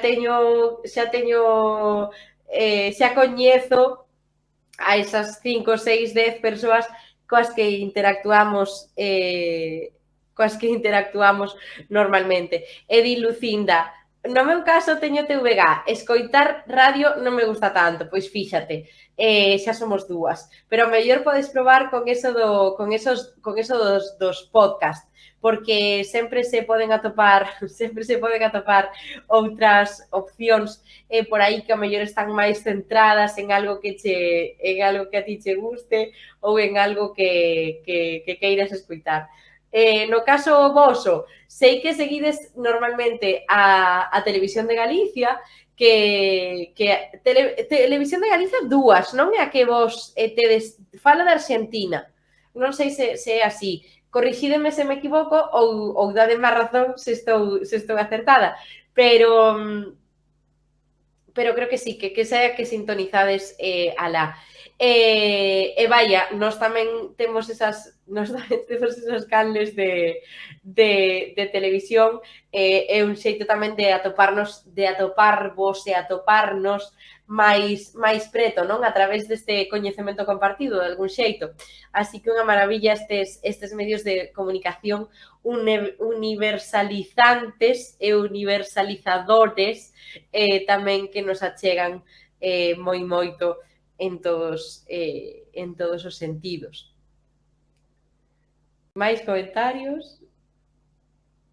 Vale, di Lucinda, Noelia, gustaríame seguir un pouco máis cos tempos verbais. Non sei se te refires exactamente aos tempos verbais dos que falamos hoxe, que era o imperativo. Lembradevos que é o que xusto do que falamos antes. Non sei se... Sí. Vale, non sei se queredes falar do imperativo ou se vos referides aos tempos verbais en xeral. Con todo, hoxe se queredes podemos repasar a cuestión do imperativo e para o próximo día teño preparado xa, está previsto que falemos sobre o subxuntivo, que é o seguinte que nos queda por ver aquí nestas aulas de lingua e cultura galegas. Pero sí, claro que sí, podemos pasar de novo, se queredes, se vos parece, polo imperativo. Podemos botarlle unha nova ollada. Vos me dicides. Mentras tanto, podemos ler máis cousas. Ou non? Sí, os de hoxe. Ben, non sei se podo volver poñer a presentación de antes. Espero o ok, se non vale, ben, iso é que sí. Se non falovos eu dende a miña atalaya do saber, que para nada é así. Vale, veña, va. Como vos dicía, hoxe xusto trouxenvos o imperativo e o mellor pasamos así un pouco rápido por el. Vale, o primeiro, antes de que vos vexades de novo as diapositivas que pode que vos axuden bueno, pois a ter máis claro este tempo verbal, lembradevos que o imperativo é unha forma verbal que non se conxuga como as demais, non? A tipoloxía dos verbos non é necesaria que pasemos por ela, digamos, pero é un tempo verbal que serve para, case única exclusivamente, dar ordes. Como vos dicía antes, había tres usos no que recollen o imperativo, había tres usos que se recollen, perdón, do imperativo, e o principal, para o que máis utilizamos, é para expresar mandato, para dar ordes, se queredes. O caso do imperativo en galego, a verdade é que no caso do imperativo en galego utilízase igual que se utiliza en lingua española, por exemplo, así que é probable que non vos cree moitas dores de cabeza, pero ás veces pois temos algúns pormenores ou algunhas cousiñas que pode que nos sexan máis complicadas. E as cousiñas que pode que non sexan máis complicadas, falo eu por falar, digo que serían estas dúas formas de imperativo. Digamos que para que nos fagamos unha idea pois máis xeral, se queredes, cando falamos de imperativo, falamos só de dúas formas, de dúas opcións, se queredes. Unha sería a forma utilizada de imperativo para singular, que recolle pois as persoas que recolle os axentes aos que se lle emite unha orde que son singulares, e por outro lado temos a forma de plural que recollería os axentes plurais de a quen lle emitimos unha orde. Como sempre, isto mírase moito mellor con exemplos, e o que temos aquí no caso da primeira conxugación sería anda, ti, andade, vos. É como normalmente enunciamos o imperativo. Anda ti para o singular ou andade vos. Este anda ti Para que utilizamos normalmente? Para a segunda e a terceira persoa do singular. Anda, anda lixeira e chegarás antes. Ou, non sei, non se me ocorre ningunha outra. Para a terceira persoa do singular, anda lixeira e chegarás antes. Perdón, para a segunda persoa do singular, anda lixeira ti e chegarás antes. Andade vos, segunda persoa do plural. Andade lixeiros para chegar ao exame a tempo, por exemplo. Como vedes, nos dous casos, o que estou intentando expresar, anda lixeira para chegar ao exame a tempo ou andade lixeiros para chegar ao exame a tempo, o que estou tratando de expresar é un mandato, neste caso, escondido en forma de consello de algún xeito, pero o que se esconde é algo imperativo, non? É algo que quero que fagas así, pois polo teu ben ou polo meu, pero é algo que quero que fagas. Esa é a esencia principal do imperativo, a de emitir enunciados que obriguen de algún xeito, obriguen moito ou un pouquiño, pero que obriguen a alguén a facer unha cousa. Anda ti, andade vos. Anda lixeira, andade lixeiros. Ben, segunda conxugación, barre ti, barrede vos. De novo, utilizas sobre todo, aínda que hai outras utilizacións, pero utilizas sobre todo para crear enunciados imperativos, é dicir, para dar ordes, para dar mandatos. Barre ben a casa, por exemplo, ou barrede ben a vosa habitación, ou, non sei, cantade máis alto. Perdón, cantade sería a primeira conxugación. Barrede ben a habitación, non sairedes dela. Ou barre ben a cociña, ou non sei, o que queirades no segundo termo da oración. Como sabedes, o meu exemplo iba a ser moi catastrofista, así que mellor xa nin o remato. E por outro lado, na terceira conxugación, como vos dicía, que se forma de xeito moi parecido, parte ti, partide vos. Parte o biscoito en 4 anacos ou partide o biscoito en 4 anacos ou en 8 ou nos que queirades. Neste caso, que é o relevante de aquí? Que vos fixedes nas desinencias, como sempre. Cales son as desinencias? Estas partes que temos en vermello. Por qué? Porque as desinencias son iguais para todos os tempos verbais, para todos os verbos, das diferentes conxugacións, para os verbos da primeira, para os verbos da segunda e para os verbos da terceira. Por exemplo, se queremos cambiar de verbo, en a primeira conxugación coller outro, como pode ser nadar, pois podo dicir nada ti, nadade vos. Collemos esa raíz que sería nad, n-a-d, e engadimos as desinencias. Nada para o singular, nadade para o plural. Outro exemplo, cantar, canta ti, cantade vos. Outro exemplo, vixiar, vixía ti, vixiade vos. Ou outro exemplo, revisar, que se me ocorre agora. Revisa ti, revisade vos. Isto para a primeira conxugación, como vedes, funciona con todos os verbos que eu vou poñendo. Para a segunda conxugación, verbos rematados en ER, como é o caso de barrer ou como pode ser o caso de correr. Corre ti, correde vos. Corre moito ou tírote pola ventá. Ou correde máis lixeiros ou non chegaredes ao tren, por exemplo. Outro verbo de segunda conxugación que vai funcionar sí ou sí, pois non sei,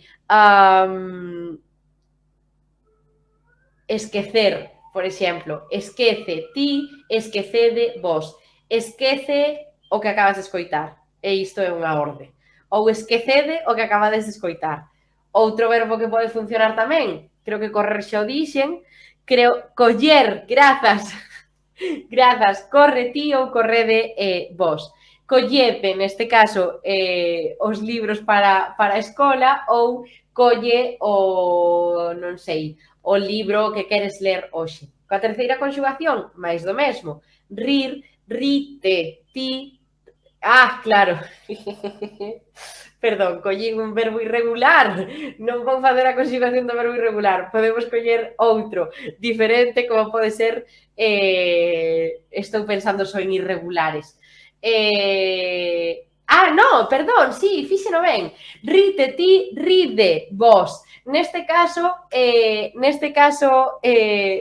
sí que estaba ben. O que me liou aquí foi este T, que este T de partide, neste caso, bueno, utilízase así porque é o verbo partir, pero se collemos outro como rir, ride, rite, ti, ride, vos. Temos outro como compartir, comparte, ti, compartide, vos. Aquí sí que funcionaría este T.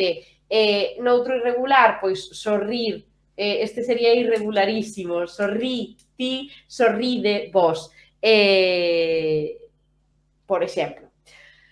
Ben, non sei se quedou claro como utilizar estas desinencias, pero para recapitular, para facer un conxunto do que sería, bueno, as desinencias das 3 conxugacións verbais en galego, para facer un conxunto que vos quede claro que nos verbos regulares que rematan en AR, primeira conxugación, en todos os verbos regulares que rematan en ER, segunda conxugación, e todos os verbos regulares que rematan en IR, terceira conxugación, formamos o imperativo deste xeito a través das desinencias que tedes aquí. Non sufrades con isto porque está tamén no voso material descargable que tedes na página web de Aula Galicia Aberta, curso de Lingua e Cultura Galegas 2024. En este caso que tedes que buscar é a presentación da sesión 22. Estaba vendo que non me caíra o micrófono. Vale. Máis cousas, os seus usos, como vos dicía, como vos levo dicindo xa un anaco, os seus usos son esencialmente 2, pero, vaya, o principal son 3, en realidade, 3. Pero, esencialmente, para o que utilizamos o imperativo sería para expresar unha orde, un mandato, para intentar que alguén que nos escoita, para intentar que alguén a quen lle dicimos algo, faga o que nós queremos que faga. Igual que acontecía nestes exemplos dos que falamos antes. Barre a cociña xa, ou, non sei, anda lixeira, non? Todos dos que falei antes, todos os exemplos que puxen anteriormente, que agora, por suposto, non podería repetir porque fun creando sobre a marcha, todos estes exemplos dos que falei antes servían, para expresar mandato, para expresar unha orde, para que a persoa que nos escoita faga algo que nós queremos que faga. Por certo, non sei se hai que destacalo, pero sería importante dicir que non ten que ser un mandato de malas, é dicir, non temos por que utilizar o imperativo para falar de, non sei, de xeito brusco a alguén, non? Os imperativos neste caso podemos utilizalos para que alguén faga algo, pero sen mal rollo, digamos, barre a cociña. Non é dicir, barre a cociña ou acoitélote, non é necesario, non? Barre a cociña, por favor. E podes utilizar incluso o por favor, fíxate, podes utilizar o por favor se queres ser aínda máis maja. Por lo tanto, o primeiro dos usos do imperativo sería este de expresar un mandato. Exemplos, sube inmediatamente o fallado. Conste que neste inmediatamente, así se o lemos out of context, é dicir, fora de contexto, idiomas, queridas. Se o vemos fora de contexto, sube inmediatamente o fallado, parece que está enfadada esta persoa, non? Pero fixademos que este mandato pode expresar urxencia, pois sube inmediatamente o fallado porque se está a queimar, eu que sei, ou sube inmediatamente o fallado porque rompeu unha tubería, o que sexa. Por outro lado, o seguinte dos usos máis utilizado para o que temos o imperativo, sería expresar súplica ou consello. Neste caso, a súplica, ou mellor a palabra súplica, no seu significado extendido de algún xeito, enténdese como, non sei, suplicar por algo, non pedir moi fortemente por algo, e non necesariamente nos referimos a este tipo de súplica, igual que cando vos falei do mandato, non necesariamente nos referíamos a un mandato malrollista de dicir ou faz isto ou mátote, non? E no caso da súplica tamén non se refire a unha súplica entre a vida ou a morte, pode se referir a pedir algo, non a solicitar algo pois de xeito máis vehemente, se queredes. Para expresar súplica ou para pedir consello, para que se utiliza tamén este tempo verbal que sería o imperativo do que estamos falando. Exemplos, vide por aquí, por favor. Este vide, como vedes, é un imperativo da terceira conxugación, vir, vide, vide vos, o singular sería vente, vente, vide. Vente ti, vide vos. Por que vente vide? Porque se trata dun verbo irregular, irregularísimo, como é o verbo vir. Sobre os verbos irregulares tamén pode que falemos nalgúna ocasión, pero vai, os verbos irregulares, aparte de ser menos que os regulares, afortunadamente, son a dor de cabeza de todas as persoas estudiantes de linguas. Fixadevos que despois, ao mellor, cando aprendemos inglés, as persoas que temos linguas romances, dicimos, que fatal, todos os verbos irregulares en inglés, non? Que temos que aprender un montón, unha táboa de verbos, e diste xa. Pois ponte a conxugar o verbo ser en galego. Só co presente indicativo, igual xa che dá para ingresar cun ictus no hospital, non? No do estilo, eu son, ti es, el, ela é, xa cambiou 3 veces a raíz, nós somos, vos sodes, eles, elas son. É como non ten xeito nin dereito, outro refrán que podedes guardar por aí, non ten xeito nin dereito ese tempo verbal. Igual que o tempo, igual que o verbo, perdón, que non o tempo verbal, igual que o verbo vir. E isto, claro, obviamente acontece con todos os tempos verbais. Cando temos o verbo ser, se queremos conxugar noutro tempo verbal, home, se temos o futuro, eu serei, ti serás, el, ela será, nos seremos, seredes, serán, ese guai regularízase, pero os presentes son a morte absoluta. Igual que acontece co verbo vir. Eu veño, ti ves, el, ela ven. Nos vimos, cambia a vogal, vides, veñen. Ese baile de vogais tan propio dos verbos irregulares, pois é, como vos dicía, unha dor de cabeza para todas as persoas que estudan linguas, e sobre todo para todas as persoas que estudan linguas flexivas como as nosas por primeira vez. Entón, tamén hai que recoñecer, non, as cuestións complicadas dos nosos idiomas. Polo tanto, por iso vos decía que este vide sería un verbo da terceira, conxugación, vente, ti, vide, vos. Este imperativo aquí utilízase para pedir algo, non? Como vos digo, na primeira parte do enunciado, sería este recollido na parte de explicar, expresar súplica, pero súplica no sentido de pedir algo, sen necesidade de arrastrarse, se queres. Vide por aquí, por favor. Igual que cando vos dicía que se non queredes ser persoas tan chungas e non dicir sube inmediatamente ao fallado, tamén podedes utilizar esta segunda opción ou esta segunda, non sei como dicilo, este segundo uso do imperativo e dicir sube de inmediato, por favor. Aí sería este imperativo utilizado como para expresar súplica. Para expresar consello, pois dime que queres, dime que podo facer, por exemplo, ou non sei, dicide o que queirades, dicide o que queirades para aconsellarme, ou dicide o que consideredes, por exemplo.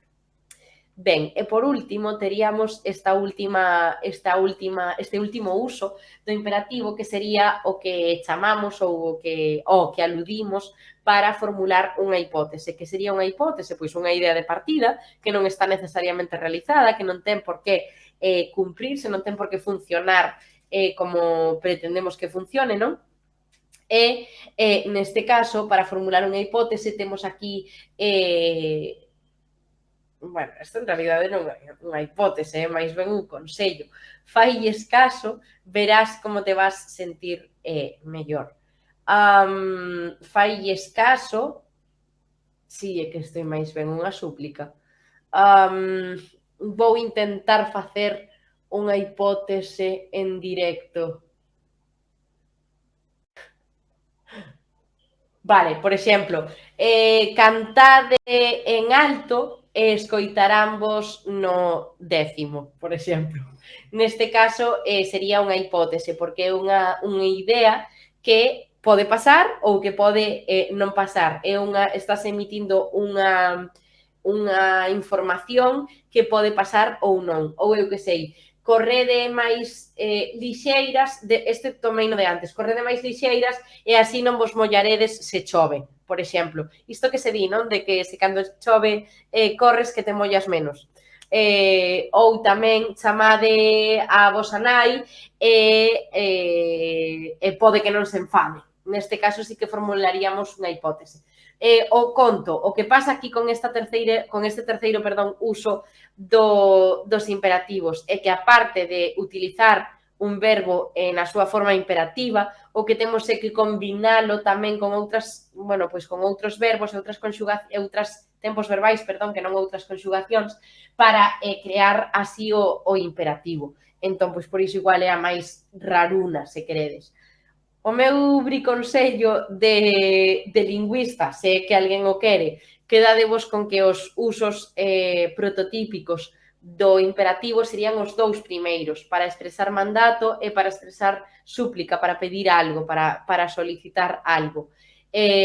Tanto nunha como na outra, creo que son bastante sinxelos de utilizar. E outro consello que vos pode servir sería que aprendades estas 6 desinencias, que ademais son en realidade como 4, que vos poden axudar moi moito a crear os vosos imperativos en galego.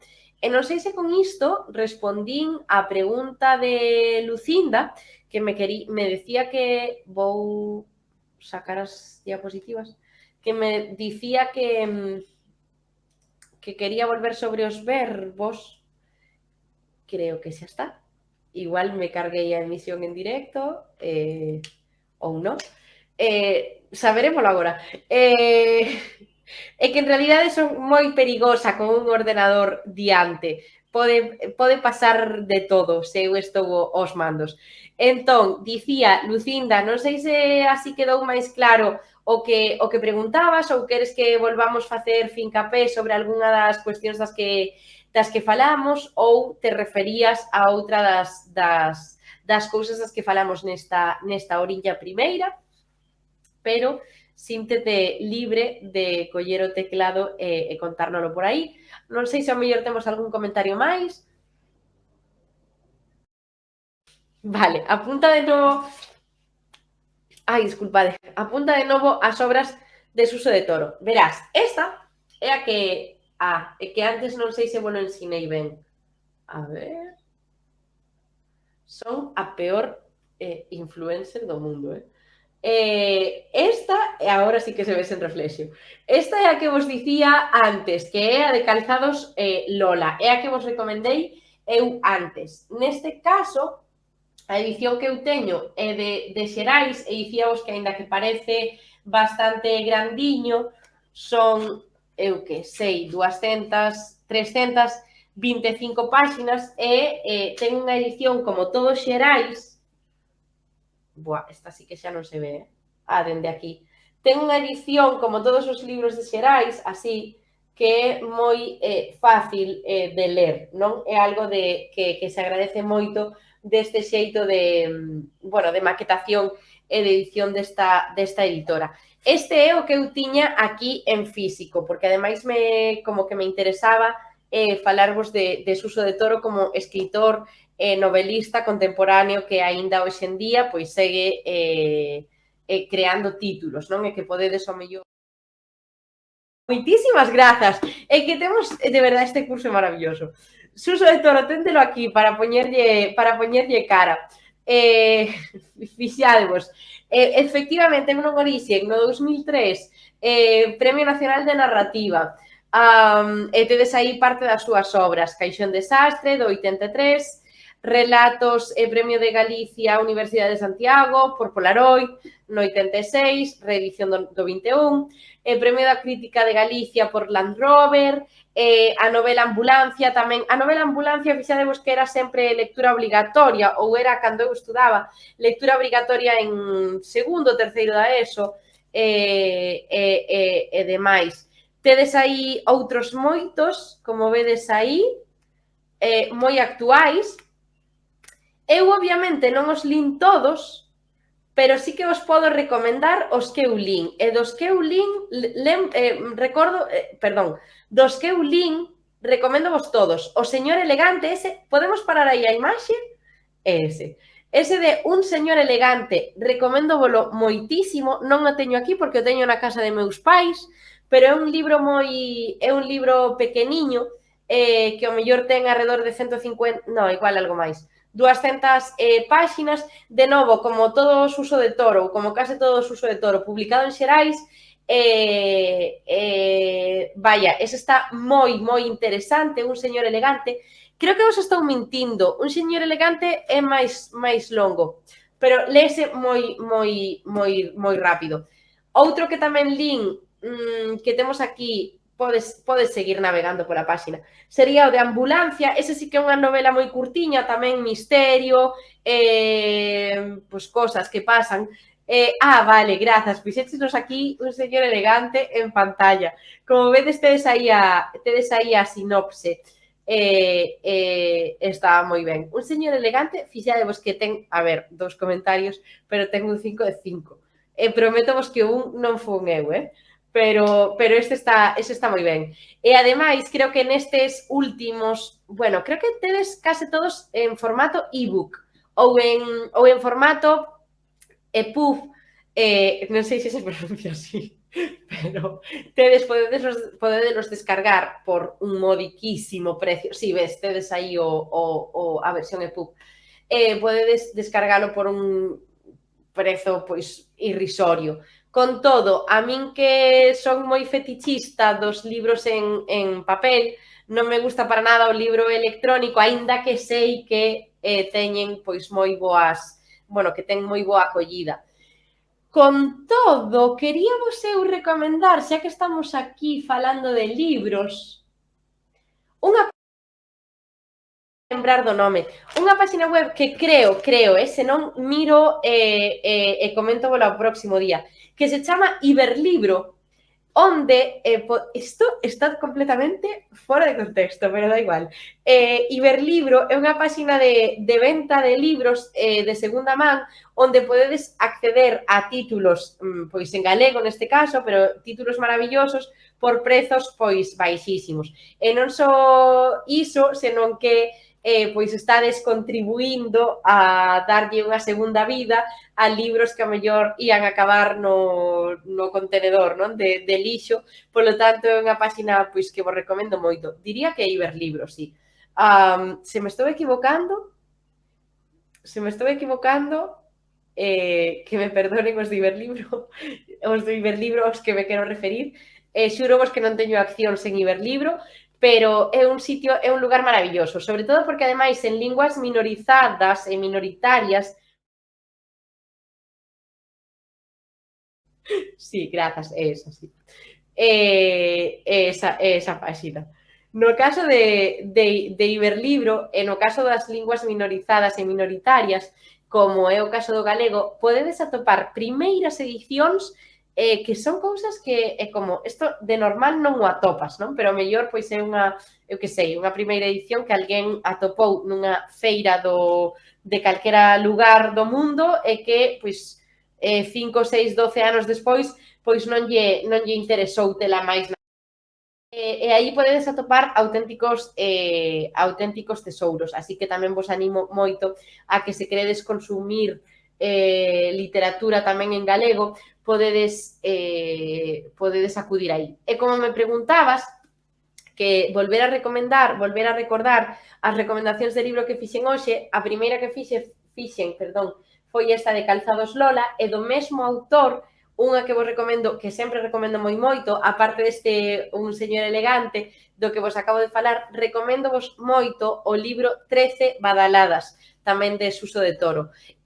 Por certo, creo que a maioría de libros de Suso de Toro están xa traducidos a moitos idiomas, a castelán tamén, obviamente, pero eu recomendo vos así, sen que nadie me pida a miña opinión, recomendo vos moito que o fagades, que os leades en galego, porque fixadevos que é unha forma de, pois, non sei, de seguir aprendendo e seguir conservando o idioma. E con todo, se alguén nunca se lanzou a ler en galego, direivos que a intercomprensión castelán-galego é altísima. É dicir, igual é do, non sei, vou inventar o dato como así, como señora, bien. Vou dicir que é do 90% a intercomprensión entre castelán e galego. Pero direi non porque, ademais, normalmente os libros están escritos en galego normativo, están normativizados, e a non ser que se trate de, non sei, de dunha transcripción duns personaxes que están caracterizados coa fala dunha zona, como pode ser un exemplo de lectura que se me está correndo agora tamén, pois o libro está en galego normativo, polo tanto, son moi sinxelos de entender, aínda que non sexades galego falantes. E con todo, o máis destacado, así, para cando queirades ler un libro por primeira vez, é ter á man esas ferramentas lexicográficas, non, das que falamos aquí moitas veces, pois ben sexa o Portal das Palabras, o Dicionario da Real Academia Galega, o Digalego ou calquera outra ferramenta das que falamos, telas á man, sabedes que podedes ter a aplicación tamén no móvil, e así se tedes, eu que sei, se hai algunha palabra que non entendedes, como pode ser a romba, que acabo de ver aquí, ou eu que sei, outra que teñades como chiar, se o mellor alguén non a entende, ou o que sexa, sempre o podedes buscar nesas ferramentas lexicográficas. E dicía que normalmente a narrativa, a literatura en galego, sobre todo, bueno, dende sempre, pero vou quedar aquí como se Xerais ou Suso me pagaran por facer publicidade do libro, pero que ia dicir, que normalmente, precisamente, derivado desa lei de normalización lingüística do ano 83, da que falamos con anterioridade, cando se fan publicacións en galego, ben sexa de literatura, de, non sei, de cine, de un blog oficial ou do que sexa, teñen que estar escritas en galego normativo. Cal é o galego normativo? Pois o que estamos aprendendo aquí hoxe. Normalmente se vas a unha aldea da estrada, por exemplo, a xente dali non vai falar galego normativo, é que non debera, non. O galego normativo é un construto, non, que se fai precisamente por cousa desta lei de normalización lingüística para poder ensinar galego nas escolas, para poder ter un estándar, non, que ese paso tan importante nas historias da normativización lingüística de todas as linguas que coñezades, é necesario marcar un estándar no que poidamos non só difundir cultura, senón tamén difundir lingua, e cultura, polo tanto, por extensión, senón tamén ensinalo nas escolas, nos cursos de galego e noutros moitos lugares. Pero, con todo, o que fala a xente habitualmente non é galego normativo. É dicir, se eu mañán vos atopo aí, non sei, por Vigo, o normal é que non falen galego normativo, probablemente, e diredes, non estaría ben que dixerades ai, que mal, que non di non sei que palabra. Non, o normal é que o galego que se fala habitualmente non sexa o normativo, senón que estea, pois, contaminado non é a palabra, pero sí misturado con outras expresións que ao mellor en galego normativo se din de outro xeito. Pero con isto, que me estou enleando, como sempre, a onde quería chegar é que todas as obras publicadas, todas as obras de literatura, polo tanto, van estar escritas de xeito normativo, a non ser que sexa, pois, non sei, por exixencias do guión, que teñan que representar a fala de algún lugar. En este caso, veuseme a cabeza, ademais, hoxe falamos de ditadura, de guerra civil e demais, veuseme a cabeza unha obra que se chama Un cesto de mazás, creo que é o título, Un cesto de mazás, sei que a súa autora é Montse Fajardo, e non sei, é que non vos quería enganar, non sei, un segundo, non sei, porque non quería darvos a información, efectivamente, non quería darvos a información incorrecta, non sabía se traducción, aí a temos moitísimas grazas, non sabía se era unha traducción ou se era unha edición original en galego. Efectivamente, é un libro feito en Galicia, en galego, e neste caso sí que se recolle pois variantes dialectais da fala dos lugares de onde se recollen as testemunhas. De que trata Un cesto de mazás? Pois Un cesto de mazás é un libro ia dicir maravilloso, pero agora entendedes por que non é maravilloso. É un libro complicado de ler, pero que vos recomendo moitísimo. Este libro creouse coa intención de recuperar a memoria histórica das vítimas da ditadura franquista e tamén da guerra civil. En concreto, céntrase nas mulleres, en como as mulleres foron vítimas destes anos dos que xa desgraciadamente tivemos que falar aquí durante varias clases. Neste caso, ademais, recóllense as testemunhas de familiares ou de propias vítimas que aínda puideron contar as historias non a posteriori, e temos, como non sei se eran 27, 28 historias que son, pois, non sei, é un libro bastante duro de ler, pero moi recomendable tamén se vos interesa o tema ou o que sexa, de que pasedes por el. En este caso, sí que como son historias gravadas e despois transcritas, e son historias reais de xente de Vilagarcía de Arousa, había moitísimas, por exemplo, e de outros lugares da contorna galega, como son historias transcritas de xeito fidedigno, pois sí que conservan eses trazos da fala da zona. E o mellor atopadesvos palabras escritas con seseo ou palabras escritas con geada ou rotacismo ou outras, non sei, ou vocabulario propio da zona. E tamén hei de dicir que a súa autora, Montse Fajardo, tivo a honestidade ou o detalle de que tamén para o vocabulario específico que a mellor utilizaban persoas de, non sei, a Illa de Arousa, por exemplo, pois facer notas ao pé, indicar que se introduciran notas ao pé para facer máis doado a comprensión do libro. A non ser eses casos, que ao final acabei dando un montón de recomendacións de libros hoxe, a non ser eses casos de novelas ou de, non sei, de obras que sí que teñen que tirar da linguaxe non normativa, non normativa, o resto de obras que eu vos vai a recomendar ou que van estar a vosa disposición por aí, van estar en galego normativo, así que non ides ter problema ningún en comprender. Vaya soliloquio vos acabo de soltar, non sei se... Seguro que temos cousas... Ai, alégrome, grazas a ti, alégrome entón de que quedara máis aclarado a cuestión do imperativo e con todo, tanto os cadros dos que falamos hoxe como os exemplos polos que eu pasei nas diapositivas están no voso material descargable, así que podedes tamén volvelo a consultar e se polo que sexa a semana próxima ves que segues tendo dúbidas, pois volvemos sobre iso, que para iso estou aquí, para volver repasar os contidos ás veces que sexa necesario. Algúnha cousa máis? Pois perfecto. Ia dicir, era unha broma. Hola Francisco.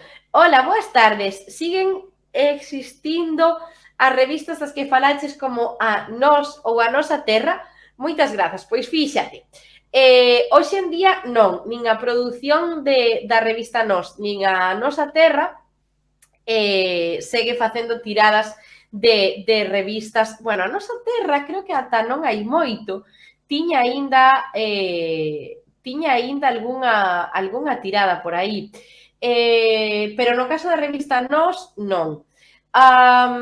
Con todo, consultar moitas grazas. Podedes consultar os fondos, pois, por exemplo, estes que vedes aquí en pantalla da Xunta de Galicia. Podedes consultar os fondos bibliotecarios, os fondos históricos, mellor, onde podedes acceder ao histórico de revistas, sobre todo da revista Nós, que podedes, a páxina que tedes aquí é maravillosa, a verdade, é unha páxina tamén é unha páxina que tedes da Xunta de Galicia, Consello da Cultura Galega, creo, se non me equivoco, e tedes aí moitísima información relacionada coa revista Nós, tedes tamén algunhas das publicacións e sei que tamén vos puxemos no material descargable un enlace para que poidades consultar este tipo de cuestións. E con todo, no caso da Nosa Terra, este era o caso de Nós, e ti preguntabas sobre a Nosa Terra. No caso, tamén preguntabas, perdón, sobre a Nosa Terra.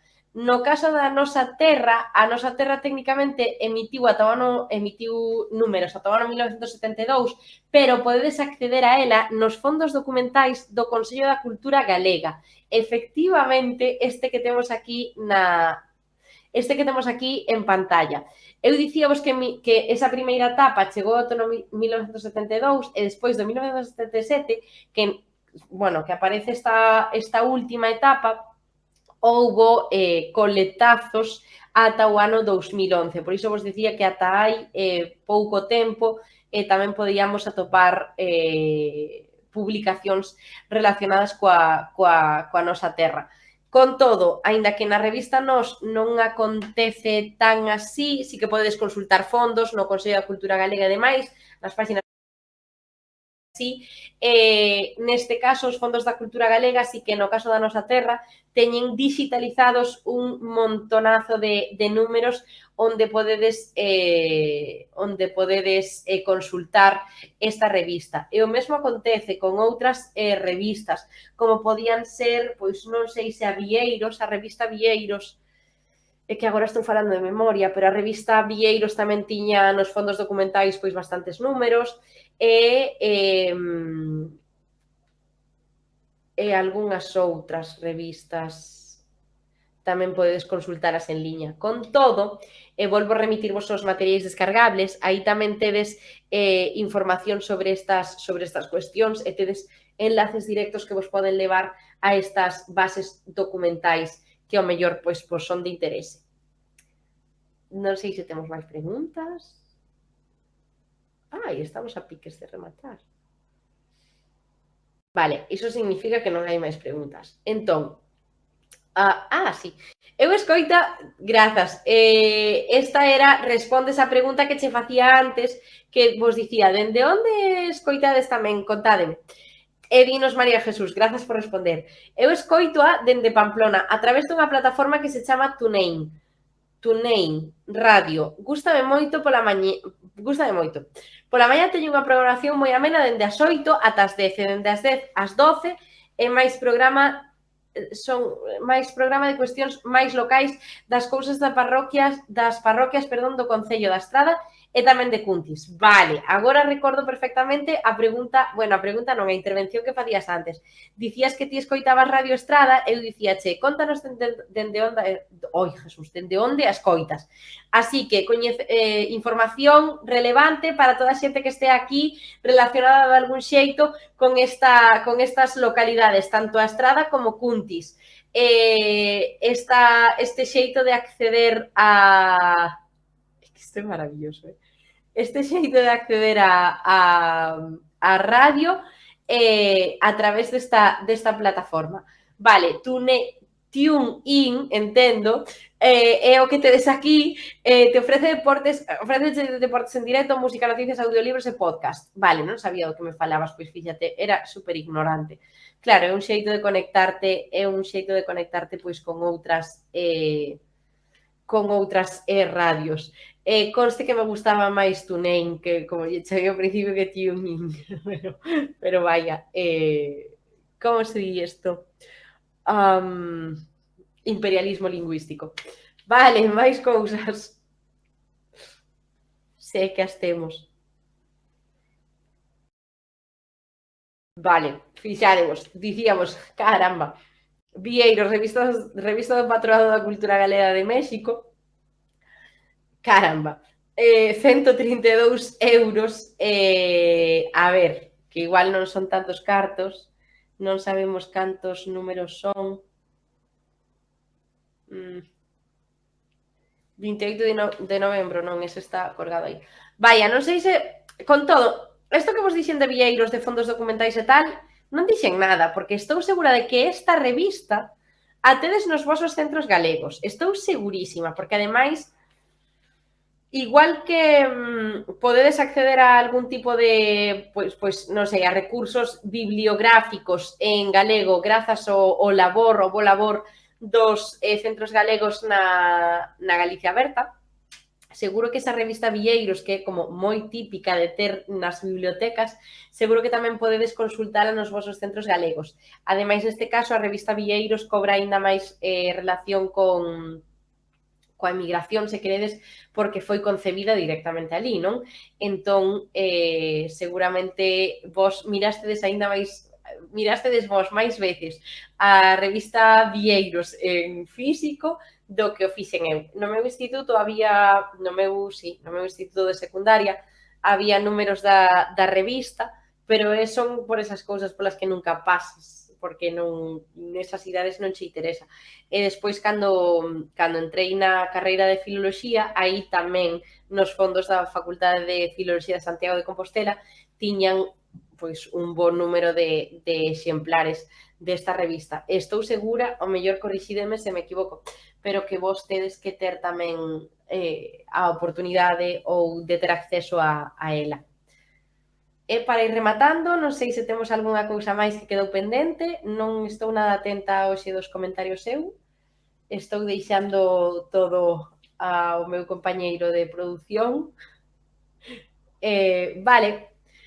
Vale, efectivamente, sí, case todos, aí os temos. Revistanos.galiciana.gal, manda o enlace Blanca Dieguez e di todos os números da revista Nos. Aí si tedes unha, bueno, moitísimos, moita información sobre a revista Nos.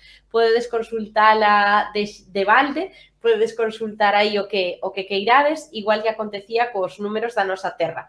Fixadevos que aquí hai un labor importantísimo, este labor de fondos de cultura galega, bueno, da man das universidades, da Xunta de Galicia, non sei, do Consello da Cultura Galega e demais.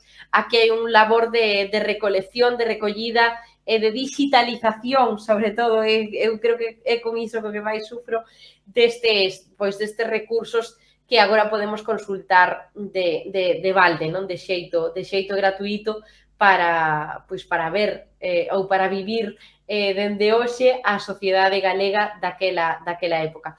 Fixadevos que temos en pantalla pois algún dos números que hai aquí, dende as primeiras verbas, que é un dos textos que seguro que xa pasastedes por el nalgún por ese manifesto, non, das primeiras verbas, seguro que pasastedes algunha vez, atra outros artigos, como seguro nomes que coñecedes, de Cuevillas, tedes aquí a Roda de San Xoán por Castelao, tedes a Noguerol Buján, Arturo Noguerol,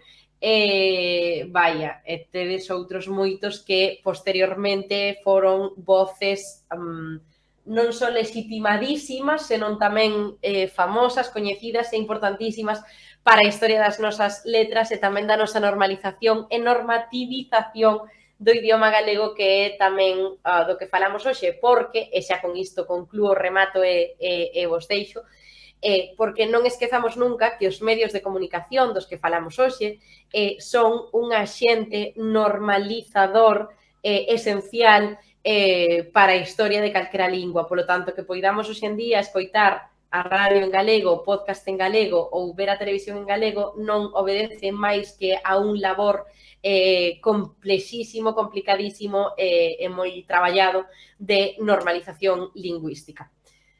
Pola miña parte, nada máis. Espero que desfrutarades da sesión de hoxe, que aprenderades moito. Se tedes calquera dúbida, podedes guardala para comentarma no próximo día. E, nada, agardo vos o vindeiro martes, a hora de sempre, xa coa sesión 23. Que teñades moi boa tarde e que desfrutedes moitísimo da vosa semana. Abur! Estás pensando en retornar a Galicia ou xa estás de volta? Entón, debes coñecer a Oficina de Retorno da Xunta, porque fará a túa volta máis fácil axudándoche con todo o que precises. Sí, con todo! Teñen axudas económicas para estudos, para traballo, para emprender, información tributaria, axuda con tarefas administrativas e moito máis.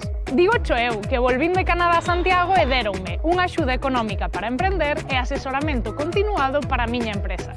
Se ti tamén queres beneficiarte deste servizo, a Oficina de Retorno está aberta todo o ano en 5 cidades de Galicia.